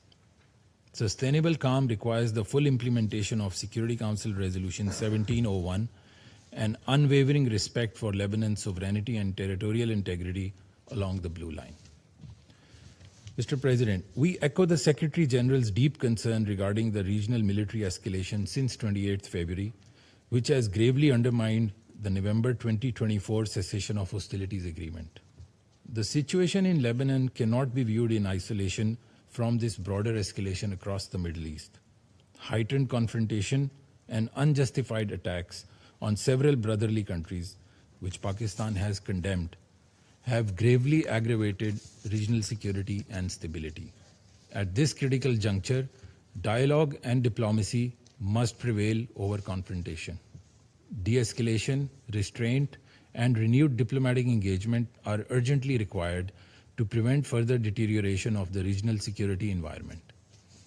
Only through sustained political dialogue and respect for international law can the region move towards stability and peace. To conclude, Mr. President, Pakistan stands firmly with the government and people of Lebanon. The international community must take urgent action to prevent further escalation, alleviate human suffering, and support Lebanon's efforts to restore peace and stability across its territory. I thank you very much. I thank the representative of Pakistan for his statement. I now give the floor to the representative of Colombia. Señor presidente, agradezco a Estados Unidos en su calidad de presidente del Consejo de Seguridad para este mes por la organización de esta reunión. Asimismo, agradezco a la señora Rosemary DiCarlo, secretaria general adjunta de Asuntos Políticos y de Consolidación de la Paz, al señor Jean-Pierre Lacroix, secretario general adjunto de Operaciones de Paz, y al señor Tom Fletcher, secretario general adjunto de Asuntos Humanitarios y coordinador de socorro de emergencia. Asimismo, agradecemos a la briefer por su información. Señor presidente, los reportes oficiales y las noticias recientes evidencian que la situación humanitaria en Líbano es delicada. Al 7 de marzo, más de 100.000 personas estaban en refugios. Desde el 2 de marzo, casi 1 millón de personas habían sido desplazadas dentro del país. Cientos de miles más han sido afectadas por amplias órdenes de evacuación. Se ha registrado un elevado número de víctimas civiles, incluidas mujeres y niños. También se han verificado ataques contra instalaciones sanitarias y la seguridad y la vida del personal de mantenimiento de la paz se ha visto comprometida. Estos hechos muestran una crisis que avanza con rapidez y que exige una respuesta internacional urgente. En los últimos 2 años hemos sido testigos de cómo, justamente en esta región, el uso de la fuerza y el desdén por el derecho internacional pueden afectar la vida de millones de personas. Colombia expresa su profunda preocupación por la grave escalada registrada en los últimos días en la región Y a propósito de esta reunión, por el deterioro de la situación en Líbano, instamos a todas las partes a respetar e implementar plenamente la resolución 1701, a ejercer la máxima contención y garantizar la protección tanto de la población civil como del personal de Naciones Unidas.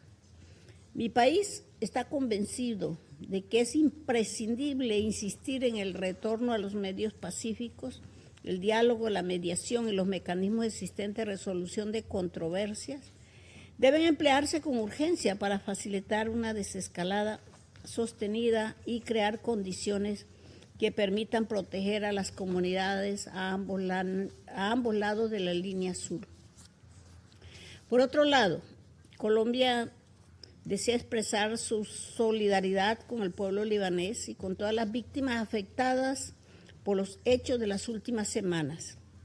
El respeto de la soberanía, la independencia política y la integridad territorial del Líbano no es negociable. Reafirmamos que el pleno cumplimiento de la Carta de Naciones Unidas y de las resoluciones pertinentes del Consejo de Seguridad es crucial.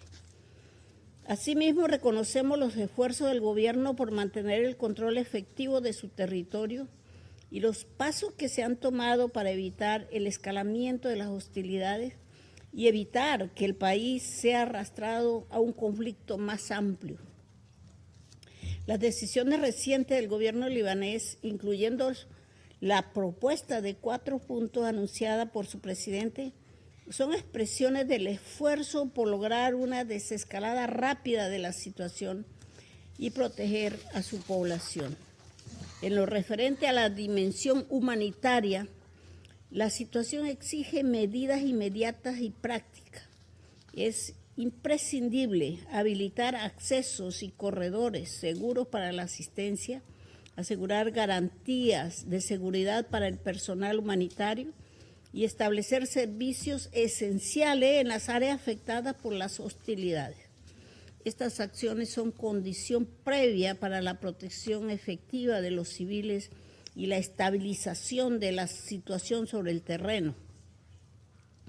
Recordamos que las partes están obligadas a respetar los principios correspondientes del derecho internacional humanitario.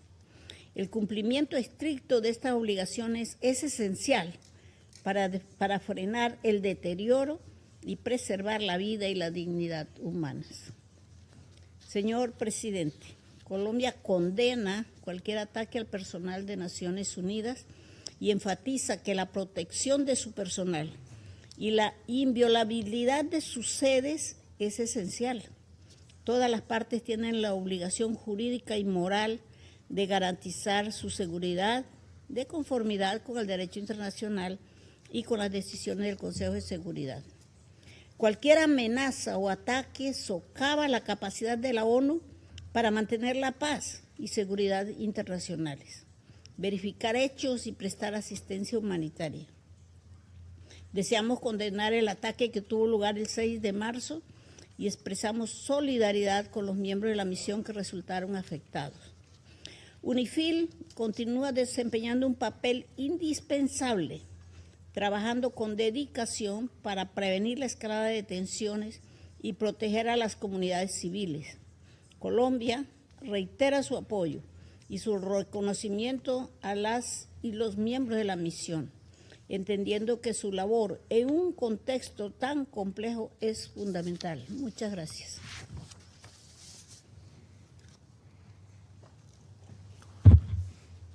I thank the representative of Colombia for her statement. I now give the floor to the representative of Somalia. Thank you, Mr. President.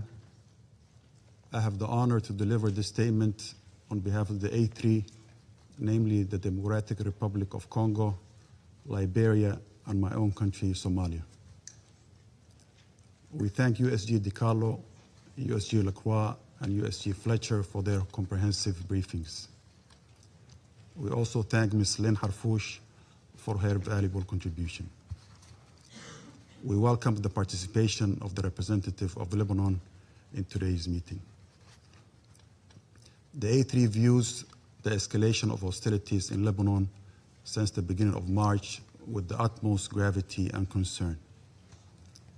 We are deeply alarmed by the mounting toll on human life and the destruction of civilian infrastructure, including densely populated residential areas. Furthermore, as reported by UNICEF, nearly 700,000 people, including 200,000 children, have been forced from their homes, adding to the tens of thousands already uprooted from previous attacks. In that regard, we call for the protection of civilians and full adherence to international humanitarian law and international human rights law.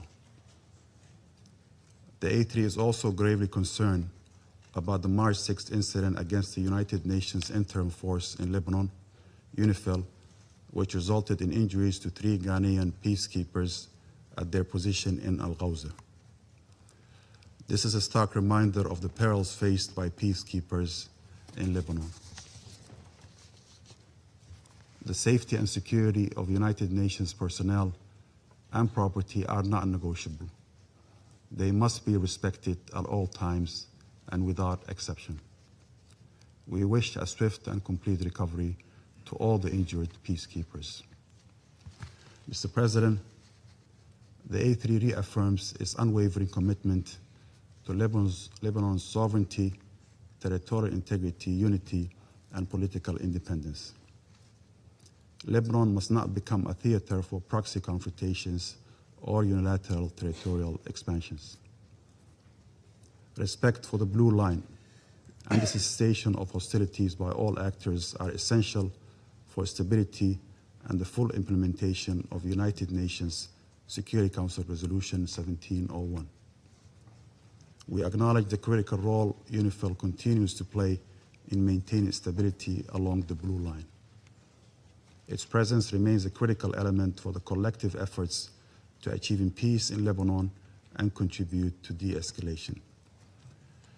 At the same time, the A3 underscores the importance of enhancing the capacity of the Lebanese armed forces to assume full responsibility for the defense of Lebanese territory.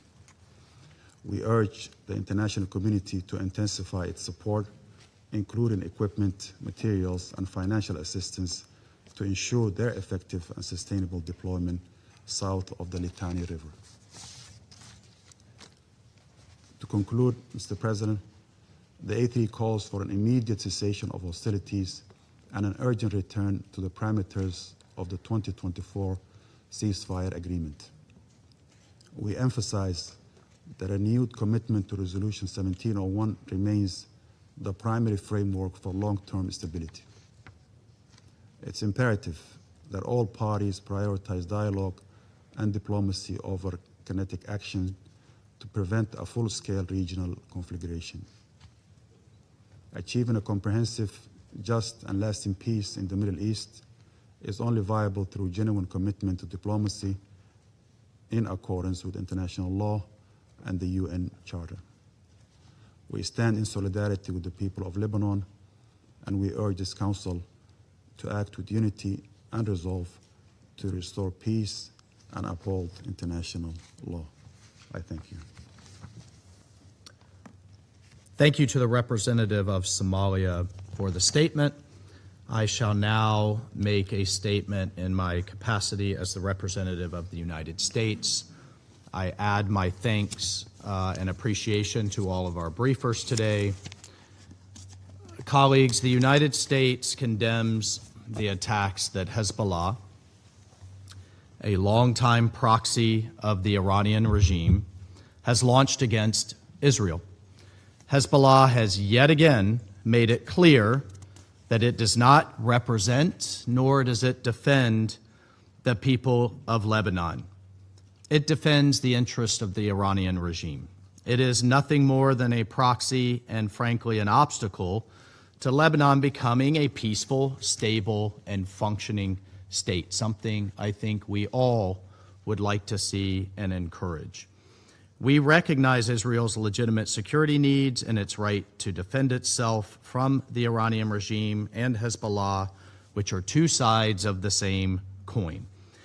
And we ask all of you, we ask our colleagues, how long will the world continue to tolerate the Iranian regime as the world's largest state sponsor of terrorism, sowing havoc around the world as it seeks to export its so-called revolution? I ask you, what country can legitimately say it's better off or more stable because of Iranian influence over the decades?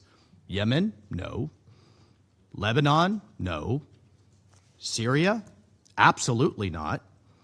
Iraq? No. They're all trying to rid themselves of this cancer that has spread over the decades, this disease of instability and chaos. Thankfully, the United States and this administration is taking bold action to do just that. But to the end of ridding itself of this violence, death, and destruction, the United States welcomes the absolutely historic, and we should recognize it for what it is. We welcome the March 2nd decision of the Lebanese Council of Ministers to immediately prohibit Hezbollah's military and security activities. We applaud them. As the government of Lebanon said in its letter to this council on March 2nd, these activities, the activities of Hezbollah, disregard the will of the majority of the Lebanese people. In fact, it's endangering them. That statement is an absolutely historic milestone on the road to ending Hezbollah's long and destructive influence in Lebanon. The next milestone is implementation, and Lebanon's security services must enforce this policy and prosecute those who violate it. Now is the time for the government of Lebanon to take back control of the entirety of its country. The United States absolutely supports that endeavor and that mission. We urge our friends in Lebanon to not let this moment slip away. Our message is clear. Take your country back. And we are all too happy to apply the time and treasure necessary to do that. The United States also commends the actions of the Lebanese government to expel Iran's Islamic Revolutionary Guard Corps, the IRGC, which has undermined Lebanese sovereignty for decades and provides oxygen, provides money, provides weapons to Hezbollah's terrorist plots in Lebanon and across the globe. The world must now come together in supporting Lebanon's efforts. The world must come together now in supporting Lebanon's efforts to exercise its sovereignty across every inch of Lebanese territory. The United States stands with the Lebanese people who were dragged into yet another war by Hezbollah at the behest of Iran. We are responding to the civilian consequences of this recklessness by providing immediate, life-saving humanitarian assistance to hundreds of thousands of now displaced Lebanese. Since 2012, the United States has provided more than $4.4 billion in humanitarian assistance to support Lebanon. And we commend the many humanitarians on the ground who are aiding in this effort. We also express our hopes for the full recovery for the UNIFIL peacekeepers who were recently injured. Peacekeepers take on exceptional risks in these conflict zones for the advancement of peace and security. We recognize that, and we call on all parties to respect the safety and security of these men and women as they assume this important role. Colleagues, the international community must unite in supporting the Lebanese government and our Israeli partners in the full implementation of Resolution 1701. I think we've seen real progress in that regard. This council must condemn all acts that undermine Resolution 1701, and the way forward involves the international community standing firmly in support of Lebanon's efforts to exercise its territorial sovereignty and restore state authority. And we will continue to work alongside partners to create lasting peace and security in Lebanon. I thank you. I will resume my function as President of the Council, and I give the floor to the representative of Lebanon for his statement. سيد الرئيس، أود أن أشكركم بداية على عقد هذه الجلسة الطارئة بناء على طلب الجمهورية الفرنسية ودعم كل من المملكة المتحدة، اليونان، الدنمارك، لاتفيا ومملكة البحرين. وأشكر أيضا السيدة ديكارلو والسيد لاكروا والسيد فليتشر والسيدة حرفوش على الإحاطات التي تقدموا بها. السيد الرئيس، نجتمع في ظرف يجد فيه لبنان نفسه عالقا في حرب لم يخترها بين إسرائيل وحزب الله. طرف لا يعرف أي احترام لقوانين الحرب ويتمادى باعتداءاته على لبنان، وحزب حظر مجلس الوزراء اللبناني نشاطاته العسكرية والأمنية وصنفها بأنها خارجة عن القانون. وها نحن من جديد أمام واقع أليم لا يخدم لبنان ولا اللبنانيين الذين باتوا يواجهون الموت والدمار والتهجير. ليناهز عدد النازحين اللبنانيين مليونا، بعضهم بلا مأوى يليق بالكرامة الإنسانية. ومع كل صباح نصفيق على أعداد جديدة من الضحايا الأبرياء، بينهم نساء وأطفال، وعلى إنذارات بإخلاء مناطق بأكملها ودمار يطال الممتلكات الخاصة والعامة. الأمر الذي يخلق أوضاعا بالغة الصعوبة للحكومة اللبنانية التي تعمل جاهدة لإعادة وضع لبنان على سكة التعافي والإصلاح وبناء المؤسسات. السيد الرئيس، نود أن ننوه إلى أن الحكومة اللبنانية عبرت بوضوح عن رفضها التام وإدانتها لعملية إطلاق الصواريخ التي تبناها حزب الله يوم 2 آذار الجاري، كما أبلغناكم بموجب الرسالة التي وجهناها إليكم في اليوم عينه. وقد أكدت حكومتنا أن هذه العملية تتناقض مع قراراتها بحصر قرار السلم والحرب بالدولة اللبنانية وحدها، ومع مبدأ رفض زج لبنان في الحرب الإقليمية الدائرة، إضافة إلى أن هذه العملية تشكل خروجا على مقررات مجلس الوزراء وتهدف إلى تقويض مصداقية الدولة اللبنانية. سيد الرئيس، لم يشهد تاريخنا الحديث حكومة لبنانية تمتلك هذا القدر من الشجاعة والتصميم على استعادة قرار الدولة وحصر السلاح بالأجهزة الشرعية وحدها، وفرض سيطرة الدولة على كامل أراضيها بقواها الذاتية حصرا، تطبيقا لاتفاق الطائف الذي نص على حل الميليشيات اللبنانية وغير اللبنانية وتسليم أسلحتها إلى الدولة اللبنانية وبسط سلطة الدولة على كامل أراضيها، وللقرارات الدولية ذات الصلة بما فيها القرار 1701، ووفقا لبيانها الوزاري وقراراتها ذات الصلة لا سيما القرار المتخذ في 5 آب 2025. وللتذكير فإنه في 2 آذار الجاري قررت الحكومة الحظر الفوري لنشاطات حزب الله الأمنية والعسكرية كافة واعتبارها خارجة عن القانون، وإلزامه بتسليم سلاحه إلى الدولة اللبنانية وحصر عمله في المجال السياسي ضمن الأطر الدستورية والقانونية.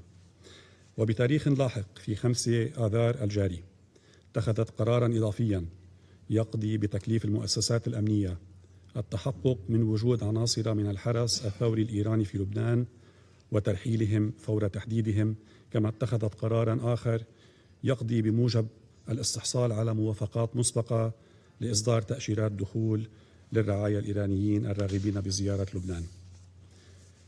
السيد الرئيس، لن نقبل بإعادة استحضار الماضي، فالشعب اللبناني لا يريد الحرب، وحكومة لبنان ماضية في وضع قراراتها موضع التنفيذ ولن تتراجع عنها، لكن تبقى أولويتنا اليوم وقف هذه الحرب وحماية بلدنا وضمان أمن وسلامة شعبنا. فمن حقنا أن نعيش بسلام وأمن في وطننا وضمن محيطنا. ولتحقيق هذه الغاية أعربت الحكومة اللبنانية عن استعدادها الدخول في مفاوضات مع إسرائيل برعاية دولية وبمشاركة مدنيين لتسوية جميع المسائل العالقة. كما دعا فخامة رئيس الجمهورية المجتمع الدولي قبل يومين إلى دعم وتنفيذ المبادرة التي أطلقها، وقوامها التالي إرساء هدنة كاملة مع وقف لكل الاعتداءات الإسرائيلية البرية والبحرية والجوية على لبنان. ثانياً، المسارعة إلى تقديم الدعم اللوجستي الضروري للقوى المسلحة اللبنانية. ثالثاً، قيام القوى المسلحة اللبنانية بالسيطرة على مناطق التوتر ومصادرة كل سلاح فيها، وتسليم سلاح حزب الله ومخازنه ومستودعاته وفق المعلومات والمعطيات الممكن توفرها لها. رابعاً، بشكل متزامن يبدأ لبنان وإسرائيل مفاوضات مباشرة برعاية دولية للتوصل إلى تنفيذ تفاصيل كل ما سبق. السيد الرئيس، مواكبة لجهود الحكومة اللبنانية، فإن هذا المجلس الموقر مدعو إلى التزام إسرائيل بتنفيذ القرار 1701 واحترام وقف الأعمال العدائية والانسحاب الكامل إلى ما وراء الحدود المعترف بها دوليا، ووضع حد لانتهاكاتها وخروقاتها المتكررة للسيادة اللبنانية، والإفراج عن الأسرى اللبنانيين، ووقف تهديداتها لوحدة الأراضي اللبنانية واستقلاله السياسي ضمن حدوده المعترف بها دوليا. ونعيد التأكيد على تمسك لبنان بآليات المتابعة المنشأة بموجب إعلان وقف الأعمال العدائية المنصوص عنها أيضا في قرار مجلس الأمن 2790. ونشدد على أن تمسك لبنان باتفاقية الهدنة مع إسرائيل الموقعة بتاريخ 3/3/49 يصب في مصلحة الطرفين. السيد الرئيس، لا يفوتنا أن نجدد إدانتنا للاعتداءات الإيرانية المتعمدة وغير المبررة التي استهدفت دول مجلس التعاون الخليجي والمملكة الأردنية الهاشمية والعراق وسوريا، ونؤكد تضامننا الكامل معها. كما ندين الهجمات التي استهدفت كلا من تركيا وأذربيجان وقبرص، ونجدد شجبنا الشديد لهذه الأعمال التي يرفضها لبنان بصورة لا لبس فيها ودون أي تحفظ.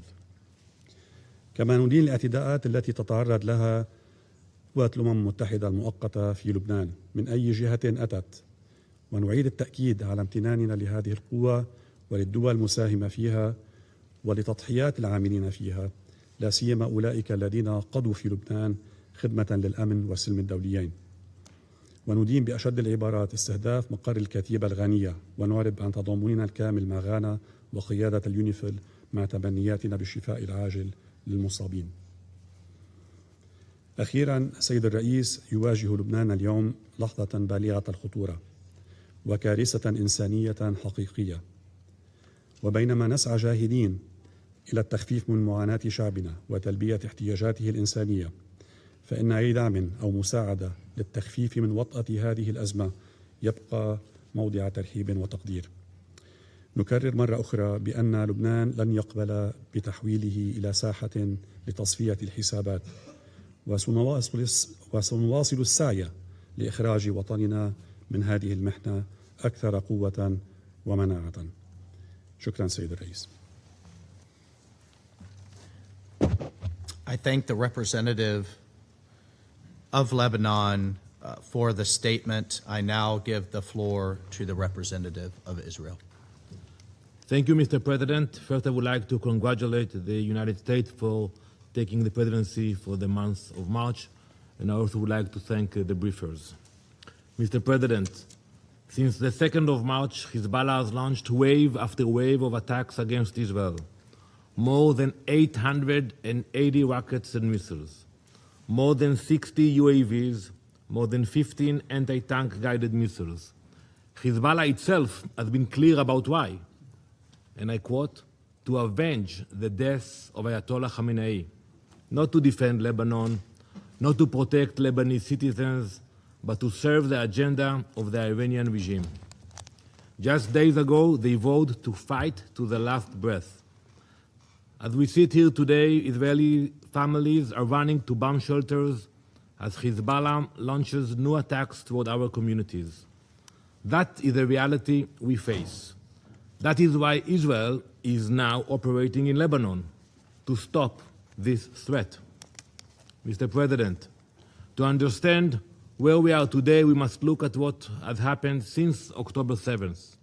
For years, Hezbollah grew into one of the most powerful non-state armed organizations in the world. It began way back in the 80s, when Lebanon was in the middle of a civil war. But over time, it became something more dangerous, a proxy army built by Iran, funded by Iran, trained by Iran, armed by Iran. By 2024, Hezbollah had between 150,000 and 200,000 rockets and missiles. Think about that. The largest arsenal ever held by a non-state actor. Think about your countries. Most of your countries do not have the capacity of 200 missiles and rockets. A war machine built over decades with one purpose: Israel's destruction. After Hamas's October 7th attacks, Hezbollah opened a second front from Lebanon. For months, Israel's northern communities came under fire. Rockets, drones, missiles launched across the border. We responded. Israel responded with targeted operations against Hezbollah's command networks and military infrastructure. I want to remind you that during that operation, senior leadership was eliminated, including their leader, Hezbollah leader Hassan Nasrallah, a terrorist with blood on his hands. Command structures were disrupted. Around 3,000 fighters from the Radwan force were taken off the battlefield. They lost roughly 80% of its rockets capability. The army Iran spent decades building, we broke it. But Hezbollah was not fully eliminated. We have to admit it. Instead of stepping back after the ceasefire, it rearmed, restocked, it rebuilt, and it did so with the help of the Iranian regime. During the first year after the ceasefire, Iran funneled more than $1 billion to Hezbollah. It continues to receive over $50 million every month to rebuild its military machine. Tehran funds it, Tehran arms it, Tehran directs it. Hezbollah pulls the trigger, but the Ayatollahs in Tehran pull the strings. All of this in direct violation of Security Council Resolution 1701. Mr. President, that resolution required the area between the Blue Line and the Litani River to be free of Hezbollah weapons and terrorists. You all voted on this resolution.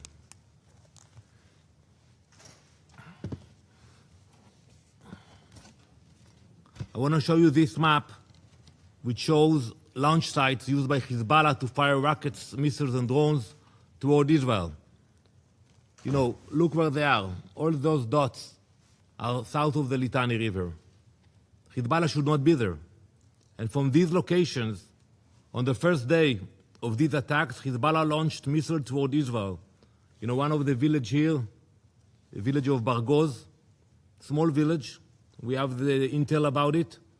When they send a missile from those areas, southern of the Litani, it takes 30 seconds for the missile to land in Israel, in the northern part of Israel. 30 seconds. Imagine for a minute that you are driving with your family in your car, and you hear the sirens, and you have 30 seconds. You have to stop the car, you have to look for a shelter, and you have to decide which child you take first to the shelter if you cannot carry all of them. 30 seconds, that's what it takes.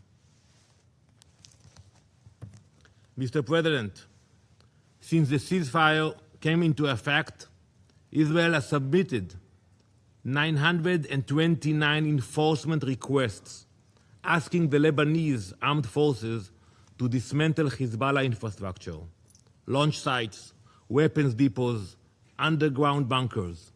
However, the efforts of the Lebanese armed forces were not sufficient. Sites that were identified were not dismantled. Sometimes they came there, they took the pictures, And that was it. And today Hezbollah continues to fire rockets at Israel from those same areas. Last August, the Lebanese government instructed its military to prepare a plan to disarm armed militias in the country. We welcomed that decision. It was a momentous step. We also commend the recent statements of Prime Minister Salam declaring Hezbollah's current military activity against Israel illegal. Those are the right words, but the reality on the ground tells a different story. So I ask the Lebanese government, if Hezbollah is being dismantled, where is the evidence? Where are the operations against their launch sites? Where are the seizures of their weapons?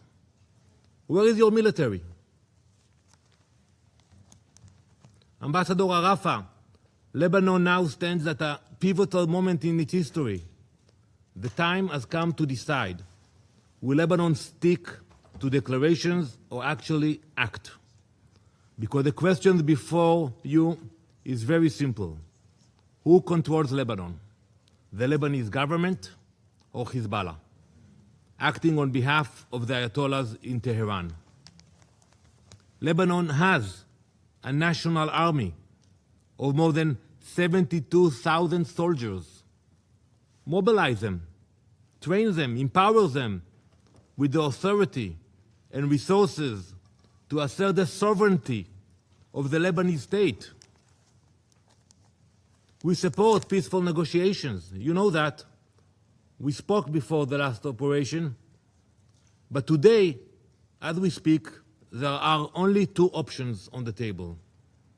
Either the Lebanese government takes real action to restrain Hezbollah, or Israel will use its strength to dismantle this terrorist organization. There are no other options. You know, we can meet and talk in Akora, wherever you want, but not while Hezbollah is sending missiles into Israel. So Israel is acting. In recent days, the IDF has struck Hezbollah command centers and military infrastructure across southern Lebanon. The IDF has also carried out strikes against assets of Al-Qard al-Qassam network, Hezbollah's financial system used to fund its terrorist activity and rebuild its military capabilities. We have issued evacuation notices to protect Lebanese civilians because we face an enemy that deliberately places them in harm's way.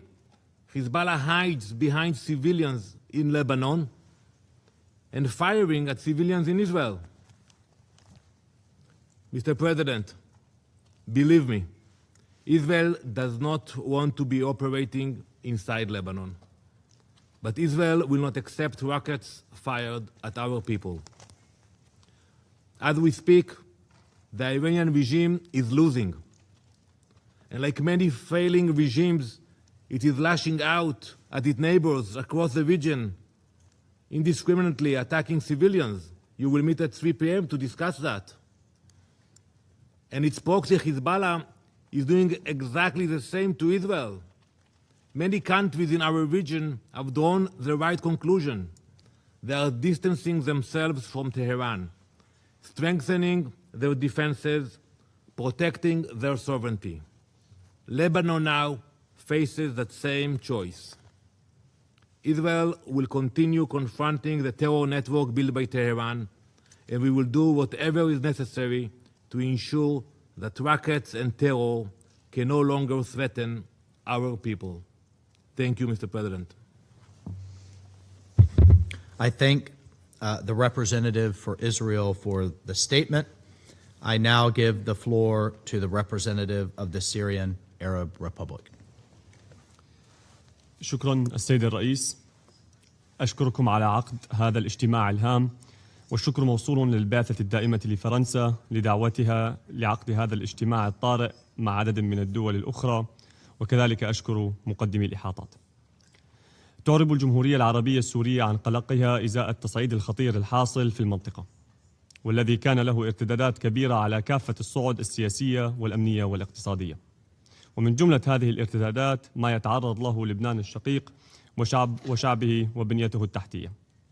تؤكد سوريا على دعمها لسلامة لبنان وأمنه، وتستنكر التصعيد والقصف الذي يتعرض له، والذي من شأنه أن يعرقل دور الدولة اللبنانية في تنفيذ مهامها ومسؤولياتها، ومن بينها جهود نزع سلاح حزب الله. كما نحذر من تداعيات النزاع الحاصل حاليا الذي قد يؤدي استمراره إلى توسيع رقعة الصراع بشكل يتعارض مع مصالح لبنان والمنطقة عموما، ولا سيما مع تزامن ذلك مع انتهاكات إسرائيل المتكررة للسيادة السورية من خلال الانتهاكات الجوية والتوغل في الأراضي السورية، واحتلال أراضٍ جديدة منذ 8 كانون الأول ديسمبر 2024 في خرق لاتفاق عام 1974 الذي ثبته مجلس الأمن في قراراته مرارا وتكرارا.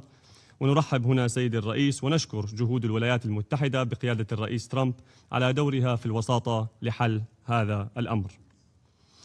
السيد الرئيس، ترفض سوريا سياسات تهجير المدنيين تحت وطأة القصف والتدمير، لما له من تداعيات إنسانية كبيرة على لبنان وسوريا معا، وسيكون من الصعب احتوائها.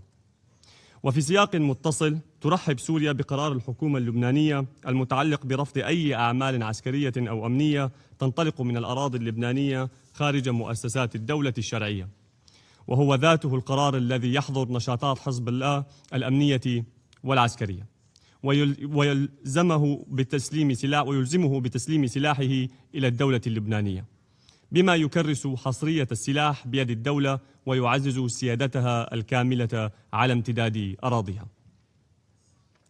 السيد الرئيس، منذ سقوط النظام البائد وحتى الآن خطت سوريا ولبنان نهجا جديدا في العلاقات الثنائية، نهجا يقوم على الاحترام المتبادل والمصالح المشتركة. وقد تجلت هذه العلاقة بإجراء العديد من الزيارات الرسمية المتبادلة لبحث المسائل السياسية والفنية. كما أجرى فخامة الرئيس السوري أحمد الشرع يوم أمس اتصالا هاتفيا مع فخامة الرئيس اللبناني جوزيف عون، جرى خلاله بحث التطورات الإقليمية الراهنة وتداعياتها على أمن واستقرار المنطقة. وشدد الجانبان على أهمية الحفاظ على أمن وسلامة البلدين. كما أعرب الرئيس الشرع عن دعمه لمساعي الرئيس عون في نزع سلاح حزب الله وتجنيب المنطقة تداعيات الصراع الحالي. وأكد الطرفان على أهمية التنسيق والتعاون بين سوريا ولبنان للحفاظ على أمن البلدين وسلامة شعبيهما، والتصدي لمحاولات زرع الفتنة وزعزعة الاستقرار. وأعرب الرئيس الشرع عن دعم الخطوات الجادة والحاسمة التي تتخذها حكومتي العراق ولبنان لإبعاد الخطر عن بلديهما ومنع أي انزلاق باتجاه الصراع. وانطلاقا من قناعتنا بأن سوريا تتعرض لتداعيات مباشرة وخطيرة نتيجة هذا التصعيد، وبأن استقرار سوريا هو حجر زاوية لاستقرار المشرق العربي والمنطقة، قمنا بتعزيز قواتنا الدفاعية على الحدود مع لبنان والعراق احترازيا لمنع نقل تداعيات هذا النزاع إلى الأراضي السورية، ولمكافحة التنظيمات العابرة للحدود، ومنعها من استخدام الأراضي السورية لتنفيذ أجندات خارجية لا تتناسب مع مصالح الشعب السوري وشعوب الدول المجاورة له. السيد الرئيس، تدين سوريا وبأشد العبارات كافة أشكال الاعتداءات الإيرانية المستمرة التي تطال أمن واستقرار بلدان الخليج العربي والأردن والعراق، وتعرب عن تضامنها الكامل مع تلك الدول الشقيقة التي تتعرض لهذه الاعتداءات الغاشمة على يد إيران، وتدعو إلى احترام سيادتها وسلامة أراضيها. كما تستنكر بلادي جميع التصريحات والإجراءات الإيرانية المتعلقة بإغلاق مضيق هرمز لما تشكله من تهديد لحرية الملاحة والتجارة الدولية، فضلا عن إمدادات الطاقة التي تؤثر على معظم دول العالم. تدعو سوريا إلى خفض التصعيد ودعم المسار الدبلوماسي، على اعتبار أن التصعيد الراهن يمثل تهديدا وجوديا للمنطقة بأسرها، ويهدد الاستقرار الاقتصادي العالمي، وتؤكد سوريا دعمها الكامل والمتواصل لجميع الجهود الرامية لاستقرار المنطقة وتعزيز الحوار والحلول السلمية لحل قضايا المنطقة وضمان الأمن والاستقرار لجميع شعوبها.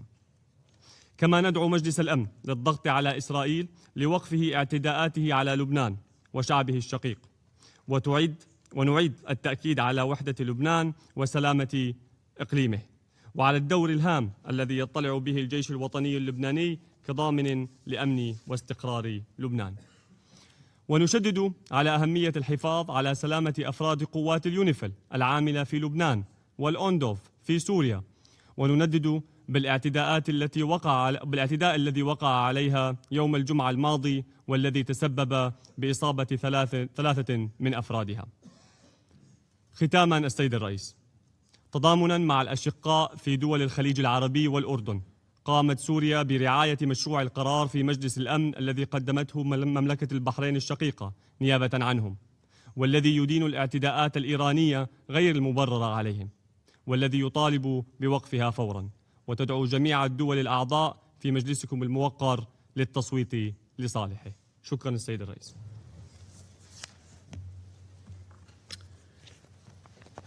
I thank the representative of Syria for the statement. I now give the floor to the representative of Cyprus.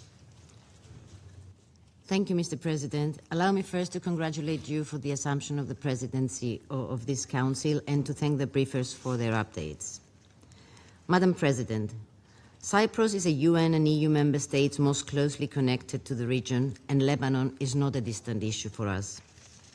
President Christodoulidis, also as Cyprus holds the rotating presidency of the Council of the European Union, has been in constant touch with President Aoun as regards the escalating situation. We call on all parties to exercise utmost restraint. Civilians must always be protected, and international humanitarian law must always be respected as well. We condemn the attacks carried out by Hezbollah against Israel following the former's decision to align with the Iranian attacks. At the same time, while Israel has the right to self-defense in line with international law, we are concerned about the intensification of military operations which have caused mass displacement. Cyprus is steadfast in its support for Lebanon's independence, sovereignty, and territorial integrity. We therefore welcome the recent decision of the Lebanese government to prohibit military and security activities and to disarm Hezbollah. We also welcome the public statements of the Lebanese Foreign Minister Raghi, who conveyed his strong condemnation of the reported drone attacks that may have originated from Lebanese territory towards the island of Cyprus. Strengthening state authority across the entire territory of Lebanon is essential. The monopoly on legitimate force must rest solely with the Lebanese armed forces. Cyprus has long supported the Lebanese armed forces and will continue to do so as a strategic priority. We will continue providing training and financial assistance, including through our participation in the Military Technical Committee for Lebanon. The full implementation of the United Nations Security Council Resolution 1701 remains essential for restoring stability along the Blue Line. Cyprus condemns the attacks against UNIFIL and reiterates its strong support to the force and its mandate. Allow me also to express our solidarity with the Ghanaian government whose contingent was attacked. UNIFIL peacekeepers' safety and security must be ensured at all times. Diplomacy remains the best path forward to lasting de-escalation. I thank you, Mr. President. I thank the representative of Cyprus for the statement. There are no more names inscribed on the list of speakers, and the meeting is adjourned.